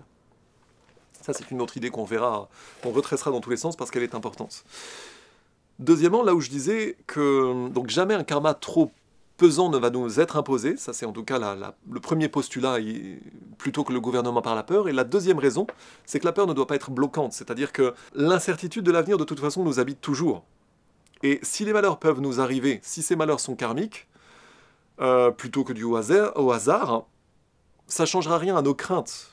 Mais si elles sont karmiques, nos craintes ne peuvent en être que diminuées plutôt qu'augmentées, parce que ça veut dire que d'une façon ou d'une autre, derrière les malheurs, il y aura des leçons. C'est pas uniquement de la fatalité qui va nous rendre nihilistes ou agressifs ou à vouloir se suicider par exemple. Pour la simple raison notamment que, comme on l'a vu, le karma est une loi qui est toujours appliquée avec justice, ou en tout cas qui comporte tout le temps une leçon de justice. Et l'expérience, là pour le coup, l'expérience que chacun doit en faire, mais qui moi m'est personnelle, parce que je suis la personne qui raconte ça ici, mais de fait la grande leçon de la vie, c'est que quand vous voulez sincèrement savoir pourquoi vous subissez telle ou telle chose, d'une façon ou d'une autre, les leçons vont vous venir. Que ce soit par une personne, que ce soit par un livre, que ce soit par un faisceau d'indices, d'une façon ou d'une autre, ce que vous avez à comprendre viendra à votre portée. C'est en ce sens également qu'il est inutile d'explorer ces vies antérieures, mais que si vous en avez besoin, elles viendront à vous naturellement. Par contre, vous pourrez avoir besoin d'explorer au-delà des bribes de bizarreries qui vous seront données. Parce que ça va venir, par définition, ça va venir à vous comme des morceaux de puzzle. Mais donc, par définition, on va vous donner les moyens de comprendre, vous n'êtes pas Vous n'êtes jamais laissé totalement seul. Je pense que c'est une grande leçon ici qu'il faut synthétiser. Donc je disais, pas de gouvernement par la peur, parce que de toute façon, les choses ne nous sont données à comprendre que dans l'ordre et dans la limite de ce que nous pouvons comprendre. On ne va pas nous surcharger, parce que sinon, voilà, tout nihilisme en ce sens est spirituellement faux. Tout fatalisme serait spirituellement faux, si vous comprenez ce que je suis en train de vous dire. Et de fait, tout fatalisme est spirituellement faux. Mais c'est mal comprendre le karma, c'est mal comprendre le sens de la vie. Et le deuxième point, c'est que si on comprend que les malheurs ont beaucoup de liens avec le karma d'une façon ou d'une autre, eh bien, et qu'il y a des leçons derrière, et que le karma est basé sur de la justice, au contraire, il y a un moment où nous allons ressentir autre chose, une jubilation, du fait que finalement tout est parfait quand nous commençons à comprendre les choses. Mais parfois, c'est dans une étape intermédiaire où nous ne comprenons pas les choses que là, nous pouvons nous effondrer psychologiquement, où nous pouvons avoir la tentation de maudire telle ou telle personne. Ça, clairement, ce sont des étapes, quelque part inévitables. Mais c'est dans ces moments-là qu'il faut faire preuve d'autodiscipline pour se dire non, il y a peut-être autre chose. Cette personne qui m'a fait du mal, c'est peut-être une personne qui est en profonde souffrance, ou cette personne qui a eu un tel comportement irrationnel, c'est peut-être que le bordel d'aujourd'hui sera l'explication de demain. Le chaos négatif d'aujourd'hui sera le chaos créateur de demain. Enfin, le chaos de fait peut être créateur si et seulement si on le transcende avec intelligence, avec amour. Les deux règles de la vie, en fait. L'amour et la connaissance. Nous vivons pour l'amour et la connaissance, et c'est à ces deux conditions-là que nous pouvons aller vers des enseignements, vers la compréhension du sens de la vie. C'est parce que nous sommes déconnectés malheureusement de ces enseignements que globalement nous faisons beaucoup de dégâts autour de nous, et c'est bien la raison pour laquelle j'ai prétendu faire ces vidéos-là et en faire l'exégèse avec vous, justement en version extensive pour développer un peu, pour que chacun puisse trouver à picorer des choses qui vont lui parler. Et encore une fois, si ces enseignements vous parlent, tant mieux. Si elles ne vous parlent pas, si ils ne vous parlent pas, c'est que quelque part ce n'est pas pour vous. Donc n'insistez pas, c'est pas grave. Néanmoins, à votre rythme, vous comprendrez les choses de façon posée. Encore une fois, rien ne vous est donné qui soit supérieur à ce que vous pouvez endurer. Par contre, vous pouvez être aussi mis dans le mauvais contexte actuel, spirituel, occidental, etc. C'est clair. Un Occident, une humanité spirituellement sous-alimentée, disait Jung. Et également, vous pouvez être face à des gens qui sont tellement inconscients que toutes vos tentatives d'élévation sont bridées par des personnes qui à chaque fois vous rabaissent, etc. Et bien là, d'une façon ou d'une autre, ou bien vous restez au niveau des gens qui ne veulent pas évoluer, ou bien vous faites le choix sincère d'évoluer, et vous verrez que vous rencontrerez d'autres personnes qui vous aideront, ou qui d'une façon ou d'une autre seront d'autres supports d'évolution. Mais là, pareil, c'est encore une fois deux attitudes face à la vie. Quand vous êtes entre deux eaux, ou bien vous redescendez, ou bien vous, par effort de volonté et de fermeté, vous continuez de vous élever, et vous verrez que d'une façon ou d'une autre, votre environnement changera. Si vous avez la résolution, quelque part, d'évoluer spirituellement, ou en tout cas de faire moins de dégâts, ou de comprendre les choses, rien que de comprendre les choses, et de ne jamais être bloqué dans de la négativité. Je pense que là, c'est au moins une leçon intermédiaire qu'il est important, je pense, d'assimiler, ou en tout cas, par autodiscipline, il faut se faire violence pour être dans cette mesure, même dans la pire adversité. Et je pense que ça fait partie des épreuves les plus fondamentales dans une vie, que de vivre vraiment des épreuves de vie difficiles, mais qui vont vous éprouver et vous permettre de vérifier si vous restez spirituel même dans la pire des solutions. Si vous n'en êtes pas capable, c'est que vous n'êtes pas encore assez mature spirituellement. Ça fait suer, je suis bien d'accord, parce qu'il y a bien des moments où on prend des baffes, mais c'est pourtant la réalité. Donc voilà, la progression naît de la friction. Parfois on a besoin d'être frictionné au gant de crin pour évoluer. Et il faut être très humble sur la question. Ce n'est pas parce que je vous restitue un enseignement ici que ça ne me concerne pas non plus, bien au contraire, mais voilà. L'essentiel étant d'en tirer les enseignements, on va dire une compréhension juste au final. Donc en ce sens, la peur qu'on pourrait croire associée au karma, la peur d'une épée de Damoclès, d'un karma suspendu au-dessus de notre tête, c'est plutôt une version du karma mal comprise, puisqu'au contraire, on n'a pas à regretter, on n'a pas à redouter ce qui nous vient équitablement, ce qui nous vient en équité. On dirait en droit en équité, c'est-à-dire ce qui est une peine juste. Certes, on peut la redouter, mais on peut aussi comprendre qu'elle sera juste et qu'elle va nous elle va nous permettre d'évoluer positivement. En tout cas, la peur ne sera pas irrationnelle parce que ça ne sera pas totalement dénué de sens. C'est pas on va prendre une grosse baffe dans la gueule et ta gueule, va bosser, comme dirait la Bajon. Mais on va prendre une baffe qui sera associée à l'enseignement à côté, qui au final, si nous acceptons de faire ce chemin, c'est comme un jeu de loi, si nous acceptons de faire ce chemin, à l'arrivée, nous comprendrons que nous avions besoin de ça pour être moins bêtes, ou pour être plus matures, ou pour faire davantage de bien autour de nous, ou en tout cas pour pouvoir se dire au soir de notre vie, c'était quand même intéressant. Néanmoins, c'est une vision de la vie, un choix délibéré de vision de la vie, que de se dire à un moment que c'était intéressant. Nous pouvons aussi terminer notre vie en disant bande de cons, j'en ai ras-le-bol de vos conneries !» Voilà, c'est aussi possible. Évidemment, c'est possible. Donc on peut comprendre que l'humain soit conditionné beaucoup par la peur et ait peur du karma suspendu, mais par définition, il y aura moins de peur si on comprend que ce karma a un sens, mais en tout cas que ce karma sert quelque part de façon équitable à façonner pour son éducation, pour son instruction, pour également son expérience et pour l'élargissement de sa conscience au final. C'est-à-dire quelque part que toute épreuve est une chance pour apprendre, mais toujours pareil, ça serait beaucoup plus facile pour nous de l'admettre si nous étions dressés entre guillemets à ce genre de compréhension des choses depuis la plus tendre enfance, plutôt que de ne les découvrir que nettement plus tard. C'est-à-dire que pendant des années où on nous conditionne, surtout en Occident, surtout en France, à être déspiritualisés, à être complètement sans lien, quoi. Et au bout d'un moment, quand on prend certaines baffes, s'il y a un sens derrière, eh ben, ça sera une surprise parce qu'il nous faudra refaire tout ce chemin qui n'aura pas été fait dans notre éducation, dans notre instruction. Alors que si c'était à la base de ce qu'enseignaient nos églises, par exemple, eh bien, il y aurait déjà beaucoup plus de monde dans les églises parce qu'on viendrait à l'église comme pour en apprendre sur soi-même et on ne serait pas forcément là pour prendre un sermon dans lequel on va dire « vous êtes que pécheurs, vous êtes que vilains, vous êtes très méchants, etc. » Ça, j'ai déjà vu des sermons de cette nature-là, ça ne peut pas engendrer de bons fruits. Ça crée des gens qui sont des flippés d'eux-mêmes, des gens qui sont dans l'autoculpabilisation, et surtout si vous mettez ces gens en collision avec d'autres cultures qui n'en ont rien à faire, eh ben, ceux-là seront les perdants de l'histoire en fait. Et refaisons cette analogie avec la dette, c'est que quand on contracte une dette, la logique c'est de travailler pour s'en acquitter en fait. C'est pas forcément de redouter le jour du paiement de la dette en fait. On va pas perdre de l'énergie à redouter le jour inévitable du paiement. On va juste travailler de façon régulière, ce qui va nous permettre, d'une façon ou d'une autre, d'être capable de faire face à nos obligations. C'est aussi simple que ça. Donc encore une fois, la peur, de fait, est inutile. La peur est inutile, la peur n'est qu'une perte de temps, perte d'énergie, etc. Ou alors c'est une étape d'inconscience. Une étape d'inconscience qui rend d'ailleurs les gens agressifs quand vous leur parlez de certains enseignements, notamment de cela. Si vous faites un lien entre vos mauvais actes et la raison pour laquelle vous subissez telle ou telle chose, eh ben, ça rend les gens agressifs. Ou si une personne se prend quelque chose d'irrationnel dans cette vie-là, mais que c'est lié à une vie antérieure et qu'à un moment, par exemple, une voyante va lui dire, le réflexe primitif, ça sera de dire « c'est quoi vos conneries, etc. » machin. Mais peut-être que à partir du moment où on a l'info, ça sera à notre rythme qu'on la digérera. Voilà ce qu'on peut s'en dire.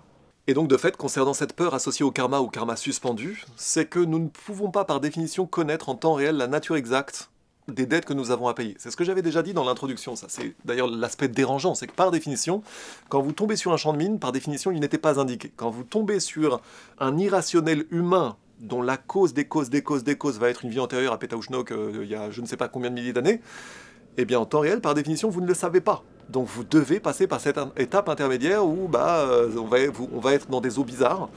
Et la question est de savoir est-ce qu'on va se dénaturer, est-ce qu'on va être agressif, est-ce qu'on va être bête avec la personne qui émet quelque part une émotion irrationnelle, ou est-ce qu'on va choisir de l'explorer ensemble? Et c'est là d'ailleurs où ça peut être fascinant, notamment dans les relations interpersonnelles ou amoureuses. C'est ok, là je comprends qu'il y a de l'irrationnel, mais maintenant j'aimerais quand même que tu comprennes que là je ne comprends pas pourquoi tu es à ce point agressive, ou à ce point méchant, ou j'en sais rien, voilà ça arrive, mais ou bien on va explorer ça ensemble, et faire le test intermédiaire, c'est un peu comme un juriste, c'est-à-dire, mets-moi clairement sur papier qu'est-ce que tu me reproches, à quel point. Et là, on va faire comme on dirait dans le contrôle de notamment en droit administratif, le contrôle de l'exactitude matérielle des faits, ou le contrôle de l'abus, etc. Voilà. On peut avoir des reproches qui sont abusifs, ou on peut avoir des reproches qui sont fondés mais hypertrophiés, on peut avoir des reproches qui sont totalement fondés, mais on peut avoir une émotion associée qui soit complètement extrême par rapport à la réalité du problème en question, mais une possibilité existe. Néanmoins, c'est à nous de faire cet effort à la fois de rationalité, d'épuiser les causes rationnelles pour après se poser la question de savoir s'il y a autre chose d'irrationnel, pardon. Et c'est là que je vous dis qu'une fois les hypothèses rationnelles épuisées, s'il y a un problème qui subsiste, si et seulement si vous allez vers une recherche d'élévation spirituelle ou de compréhension des choses, notamment par typiquement ces contenus que je vous propose, eh bien, vous pouvez élargir votre spectre d'appréciation et vous pouvez envisager qu'il puisse y avoir d'autres causes irrationnelles. Et moi, je vous le dis, c'est que d'une façon ou d'une autre, la compréhension dont vous avez besoin viendra à votre portée d'une façon ou d'une autre. C'est à vous d'explorer, c'est à vous d'avoir cette honnêteté intellectuelle et spirituelle de vouloir sincèrement comprendre. Ça, c'est la seule recommandation que je peux vous donner, mais par définition, vous buterez sur des champs de mine et parfois ça sera surprenant et ça arrive, que ce soit dans le passé ou dans le futur. Donc il faut toujours, c'est la raison pour laquelle il faut être humble sur ces questions-là. Plus on navigue, plus on voit que l'océan est vaste, et plus on vit, plus on comprend que tout n'est pas rationnel chez les humains, et que parfois il faut accepter cette dose d'irrationnel, mais qui, de fait, n'est qu'une étape, un peu comme convalescence psycho-affective, ou bien comme comme un embrayage en fait, une étape de synchronisation entre deux humains par exemple. Surtout quand il y a des choses à liquider avant. Donc encore une fois, nous ne connaissons pas en temps réel la nature de la dette morale ou karmique que nous avons à payer, mais nous devons être dans une disposition d'esprit mentale, une disponibilité d'esprit, un consentement quelque part d'esprit, acceptant, à l'instar des honnêtes gens, du bon père de famille, dirait-on en droit, c'est-à-dire la volonté sincère de considérer notre éventuelle dette, la réalité ou l'ampleur de notre éventuelle dette, avec l'intention d'une façon ou d'une autre et la volonté de s'en acquitter d'une façon ou d'une autre. Ça, c'est l'attitude de l'honnête homme, du bon père de famille, voilà. Et de fait, il y a une analogie donc entre le droit et de fait la spiritualité. C'est intéressant de faire ce genre de parallèle pour meubler un peu, pour donner des illustrations. Sauf qu'il y a peut-être une chose là qui peut nous induire en erreur, c'est le mot dette, en fait. On dirait plutôt, peut-être si ça nous induit en erreur, justement, parce qu'il y a des gens qui ne vont pas accepter, voilà. Toujours pareil, il y a des mots déclencheurs parfois, parce que ça peut gratouiller l'ego d'avoir une dette à payer. Peut-être est-il préférable d'employer le mot non pas dette, mais déficit, ou bien carence, ou bien défaillance. Déficit ou carence, c'est pas mal. C'est-à-dire que, regardez par exemple, une maladie qui peut être liée à une carence en telle ou telle vitamine, elle va se combattre par justement des supplémentations en telle ou telle vitamine, par exemple. L'iode ou la vitamine que sais-je, voilà. Vous aurez donc une cause et une conséquence. La maladie, en ce sens, n'est qu'un équilibre qui attend son heure. C'est un déséquilibre temporaire qu'il faut rééquilibrer parce qu'il y a une carence de telle ou telle chose. Notamment une carence d'enseignement spirituel sain, par exemple. De même, le karma, en fait, n'est possible que, quelque part, le karma généré en tant que conséquence d'un acte négatif n'a été possible dans sa génération que par l'absence, à un moment donné, des qualités spirituelles ou bien du fait que l'on ignorait notre véritable nature spirituelle. Et c'est aussi parce que nous étions dans un contexte où le contexte juridique ou le contexte social ne nous avait pas appris les choses en temps réel. Et c'est intéressant de faire une analogie avec le droit, c'est qu'en droit, on juge un fait et non pas un homme. On juge le fait, et quand on veut condamner, on va devoir juger l'homme, et c'est en jugeant l'homme qu'on va édulcorer notre opinion initiale du fait. N'empêche que cette condamnation peut aboutir vraiment à une grande édulcoration, y compris abusive, de ce qui en fait a créé des dégâts quand même initiaux. N'empêche qu'il y a une analogie, c'est que, encore une fois, le karma ne juge qu'un fait à un moment donné, dans la limite et du fait aussi du contexte socio-culturel qui a pu induire l'entité à des actes délictueux ou des actes mauvais d'un point de vue karmique à un moment où, par exemple, ils étaient socialement acceptés. Typiquement, dans la Rome antique, c'était bien de se moquer de ceux qui étaient en train de se faire dévorer par les bestioles, mais c'était pas forcément bien spirituellement. D'où, encore une fois, la question aussi de l'effondrement de certaines civilisations quand elles vont trop loin, ou alors de la modification, christianisation notamment, lorsque des civilisations vont trop loin dans l'inconscience. Cette compréhension du karma va aboutir à une compréhension que pour modifier la situation karmique, pour comprendre ce que nous avons à acquitter, il va falloir commencer par fournir des qualités spirituelles dont l'absence avait été la cause génératrice du karma déclenché. Donc là, on parle de nouveau de carence, comme des vitamines, en fait. Les qualités spirituelles seraient comme les vitamines, et le karma serait la maladie, en fait. Le karma négatif serait la maladie. Il va donc falloir supplémenter en qualité spirituelle nouvelle l'entité actuelle pour comprendre ce qui n'avait pas été compris à l'époque. D'où l'importance de l'instruction spirituelle, en fait. C'est de cette supplémentation que va émerger la véritable connaissance de l'identité spirituelle, de la partie la plus haute de notre âme, qui n'est pas forcément la personnalité hideuse que nous avons pu montrer à un moment donné, parce que nous n'étions pas assez instruits à ce moment-là. Mais qu'on considère le karma comme une dette, ou bien une déficience, ou bien comme une sorte de carence spirituelle, il reste que de toute façon son rachat, le rachat du karma, la question éternelle du rachat en matière religieuse, ça demande un état d'esprit, encore une fois, consentant dans l'acceptation plutôt qu'un état d'esprit rebelle dans la révolte. C'est là où un jour un maître en armation m'avait dit, pour résumer le problème, la personnalité nie, l'âme crie, du verbe crier. C'est-à-dire que nous sommes dressés quelque part à... en fait, on ne s'aperçoit pas que la personnalité, c'est ce que l'on est du fait des autres, et que l'âme n'est peut-être pas forcément ce que nous montrons au quotidien.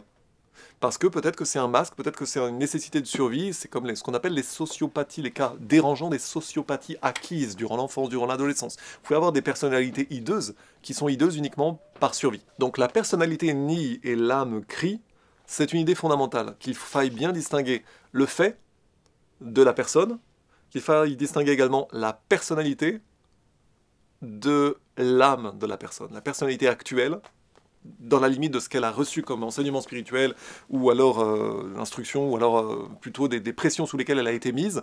Par exemple, quand les traders parlent, quand Jérôme Kerviel parlait du fait que les traders étaient poussés à être des sociopathes de fait, ça c'est intéressant. Et donc voilà, le contexte peut être édulcorant pour la responsabilité. On reviendra d'ailleurs sur ces questions, ce qu'on appelle en droit le commandement de l'autorité légitime, sur le fait que parfois nous avons des ordres qui sont donnés, et dans un certain contexte social, le karma, et jusqu'à quel point on a pu être responsable ou pas d'ordres qui nous ont été donnés. Question très intéressante sur laquelle nous reviendrons. Donc en tout cas, la carence spirituelle doit avoir pour réponse un état d'esprit disposé à évoluer. C'est pour ça que je dis que la danse est un très bon parallèle, parce que dans la danse, la première victime c'est l'ego masculin, mais les deux doivent être disposés à évoluer ensemble.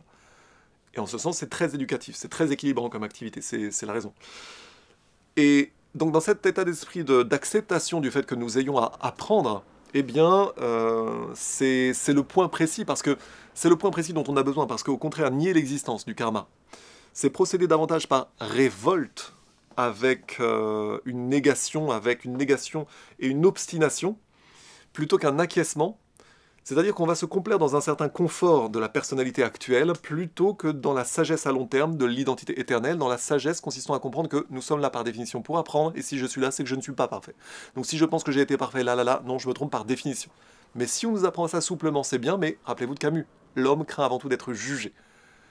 Ça veut dire que si on prend les gens en main de façon souple, sans leur faire craindre d'être jugés, on a plus de chances de les faire évoluer positivement, plutôt que si au contraire on leur dit « Ouais, tu as péché, tu es méchant, tu es pas beau, etc. » Ça, c'est le gros problème du catholicisme qui génère beaucoup le nihilisme. Mais pas que le catholicisme, l'orthodoxie pareil, et même je pense que les trois religions du livre ont beaucoup, notamment le judaïsme, ont beaucoup créé ce genre de nihilisme, à ceci près que, bon, on peut faire des nuances. N'empêche que c'est pas normal. Et de fait, c'est la conséquence de cette contrition sans explication. Eh bien, ça génère du nihilisme excessif, ça génère de l'athéisme également, donc de la déconnexion et des gens qui perdent des incarnations entières à faire le mal ou bien à ne pas trouver la voie du bien.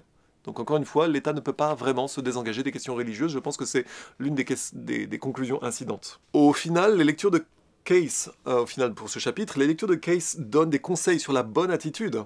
C'est pas uniquement constater le karma, c'est à voir également, c'est comme la bonne critique, c'est celle à la fin de laquelle on sait quoi faire. La bonne attitude face au karma, on a un passage qui en est vraiment très intéressant, qui en est vraiment un exemple.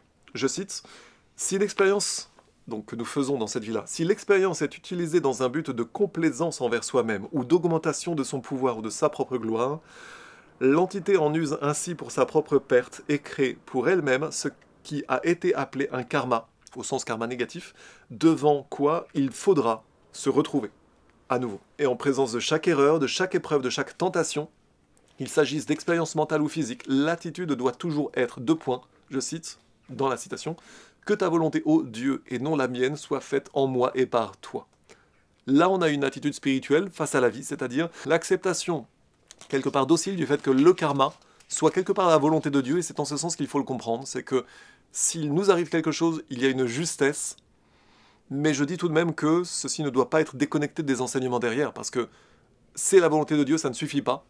Néanmoins, c'est l'attitude intermédiaire quand on reçoit une punition quelque part. C'est-à-dire, c'est comme un maître qui punit. Il faut partir du principe que la punition est juste, à condition qu'elle soit mesurée, qu'elle soit basée sur une idée de justice et qu'elle soit là pour faire évoluer positivement un humain. Ça, c'est également, par analogie au karma, c'est également une bonne compréhension de l'autorité. Donc là, on nous dit clairement que s'il s'agit de s'augmenter soi-même, toujours de dominer, etc., c'est créer du mauvais karma. Et si au contraire, à chaque occasion, chaque épreuve, chaque tentation, on est dans une attitude de reconnexion et de fait de fusion. La phrase, c'est que ta volonté, ô Dieu, et non la mienne, soit faite en moi et pour moi. Que ta volonté, ô Dieu, et non la mienne, soit faite en moi et par moi. Ça veut dire qu'on doit de fait faire fusionner notre volonté avec l'harmonie divine. C'est-à-dire qu'en ayant la compréhension de l'harmonie divine, nous comprenons que notre action sur Terre doit être le reflet de cette harmonie divine et de ne pas la perturber. Par contre, quand vous avez du sens de l'état, quand vous êtes face à des âmes moins avancées, là, ça devient problématique. quelles sont les peines de justice, par exemple, qui sont karmiquement justes, par exemple, sans... là, déjà, il y aurait d'autres questions, mais on reviendra sur ces questions-là. N'empêche que, là, l'enseignement, c'est que ta volonté, en fait, c'est la fusion et l'acceptation et la fusion de sa volonté avec la volonté divine, et également le fait de vouloir servir en tant qu'instrument. Pour moi, ça avait été une prise de conscience pour moi. Quand j'avais compris ce principe-là, avant de lire ce livre-là, je m'étais dit d'une façon ou d'une autre que nous devions être de fait des anges les uns pour les autres, premièrement, et deuxièmement que nous devons sciemment choisir d'être des instruments de l'harmonie divine sur Terre, tout simplement. Je vous passe les détails de mes réflexions personnelles là-dessus, mais je pense que c'est fondamental. C'est-à-dire que tant que nous n'avons pas fait ce choix conscient, nous sommes ballottés entre diverses influences et qu'à un moment, il faut choisir une sorte de fusion, c'est-à-dire une sorte de capitulation pour le meilleur, et après seulement nous pouvons servir. C'est-à-dire nous capitulons devant une volonté supérieure pour nous en faire l'instrument. Nous pourrions également voir une analogie avec le sens de l'état, à condition qu'il soit spirituel. En tout cas, choisir d'être des instruments d'une meilleure vision de la vie plutôt que d'être des instruments d'un karma sans cesse généré à force d'ignorance, à faire sans cesse des dégâts les uns sur les autres, sans fin. Je pense que c'est une grosse leçon qui est donnée ici. La volonté ici doit être entendue naturellement de deux façons, ou bien la volonté de Dieu, avec les lois impersonnelles de l'univers, notamment du karma, ou bien la volonté de l'identité éternelle, la sur-âme, ce qui est au-dessus de l'âme, par analogie d'ailleurs au surmoi, qui dans la tradition ésotérique est le Père auquel nos prières s'adressent. C'est la façon dont le livre le formule, mais c'est intéressant. C'est-à-dire, de fait, nous avons toujours quelque part un surmoi au-dessus de l'âme, duquel la partie la plus haute de notre âme est l'émanation et est la connexion, la voie de connexion. Là, on reviendra là-dessus quand on parlera de la théosophie. En fait, il y a une partie basse et une partie haute de notre âme, la partie haute étant directement connectée au divin. On verra de quelle manière. Je pense que c'est une façon juste de l'exprimer, et l'idée d'une sur-âme, comme on dirait un surmoi en psychanalyse, je pense qu'elle est très intéressante pour illustrer l'idée que de toute façon, il y a quelque chose au-dessus de nous et que tout le reste n'est qu'orgueil. N'empêche que nous avons des sociétés initiatiques qui dénient ça, typiquement le Grand Orient de France par exemple, qui est dans la négation d'un principe supérieur. J'avais déjà parlé de ça dans une autre émission. Mon père m'avait raconté comment un franc-mac du Grand Orient lui avait dit, quand il avait parlé de Dieu, l'autre lui avait dit « Quoi ? Qui ? Qui ça ? Qui ? Quoi ?» Comme si, genre, ça n'existait pas, etc. Qu'on l'appelle d'une façon ou d'une autre, il y a un principe supérieur, et si nous nous en sommes déconnectés, nous sommes en danger. C'est, je pense, la grande logique, enfin la grande leçon. Et ce qui était également d'ailleurs la devise des Templiers, non nobis domine. C'est pas pour nous, Seigneur, c'est pour ta plus grande gloire. Et ça, c'est la base de l'action consciente.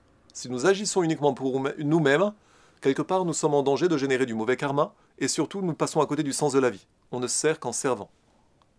Il y a les humains SDA et SDS, au service d'autrui ou au service de soi. Nous n'évoluons que par le service à autrui. Et la vraie attitude de la vie, c'est d'être des anges les uns pour les autres et d'être, quelque part, une émanation du divin ici sur Terre, tout simplement. Je ne dis pas forcément que je suis tous les jours, mais peu quand je me considère, beaucoup quand je me compare. En tout cas, il n'y a pas de place pour l'orgueil là-dedans. Avant tout, l'action juste est l'enseignement final. Par contre, également l'idée que quand on agit par définition face à des humains aussi imparfaits, par définition, on crée parfois des petits dégâts, plus ou moins grands. Mais qu'une grande lecture de la vie consciente, c'est de considérer que les dégâts d'aujourd'hui sont bien souvent, en tout cas les frictions d'aujourd'hui sont les évolutions de demain. Mais nous devons avoir la responsabilité individuellement, de notre côté, en tant qu'autodiscipline, de faire le moins de dégâts possible et d'être le plus stable possible en tant que support de progression pour la personne en face. C'est pour ça, encore une fois, que la danse pour moi, est complètement spirituelle quand on comprend cela. C'est que si chacun fait son travail, surtout l'homme en tant qu'impulsion, eh bien, nous donnons un terrain d'expérimentation le plus stable à la personne en face, et si elle aussi fait son travail, ça donne des sensations merveilleuses. C'est aussi vrai pour le sexe, et c'est aussi vrai de façon globale pour une juste compréhension de la vie. Je pense que c'est à la base de la meilleure façon de vivre sa vie, autant dans le domaine personnel que dans le domaine également étatique. J'entends dans le service de l'État, etc. Je pense que c'est une leçon universelle que je suis en train de dénoncer ici, donc, conclusion du chapitre, c'est que quelle que soit l'interprétation qu'on donne à cette phrase donc, concernant la surâme et la connexion divine, le consentement, ou plutôt l'acceptation, y compris dans la soumission, la capitulation face au meilleur, face au divin, la capitulation est de fait sans condition, et là, l'admission d'une fusion avec une réalité supérieure est la condition de fait avec confiance, la condition d'une attitude juste face à tout karma qui se trouvera sur notre route. Je pense que c'est la conclusion la plus importante que je puisse vous délivrer là. Conclusion également, dans l'univers juste, ordonné et bénéfique que révèle le principe de réincarnation, il n'est pas nécessaire d'avoir peur. Le karma et la peur, c'est deux choses différentes. Ça ne sert à rien d'avoir peur de ce qui a déjà été fait. Par contre, il faut faire contre mauvaise fortune bon cœur, dit l'expression française, c'est-à-dire vous acceptez ce que vous avez fait, ok, soit, j'étais pas au courant, mais sans s'en vouloir. J'étais une jeune âme, je n'ai pas tout compris en temps réel. Déjà, je me pardonne à moi-même, ok, j'ai déconné, mais maintenant, ok, je prends ma responsabilité. Comme dirait le tueur La Mangouste dans la BD 13, il faut prendre sa part d'enfer en ce monde pour justement solutionner les choses, et surtout quand c'est soi-même qui l'avons semé, en fait. La grande leçon du karma, c'est l'humilité, et quiconque ne comprend pas mon propos ici passe à côté du sujet, en fait. Parce que vraiment, la grande leçon, encore une fois, c'est l'humilité.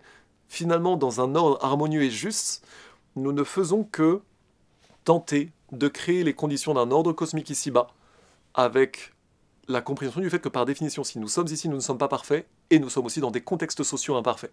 En revanche, individuellement, nous pouvons prendre en main notre responsabilité et faire en sorte que de plus en plus les choses soient parfaites, en commençant par l'exemple et en tentant après de répandre ces exemples, cet exemple, et de propager en faisant des môles de gens pensant de façon saine. De fait, c'est ce que j'essaie de recréer avec vous, en vous faisant donc l'exégèse de tout ce propos-là. C'est donc la fin de ce chapitre. C'était aussi la leçon de Tolstoï, Le royaume des cieux est en vous. C'était très intéressant ce livre.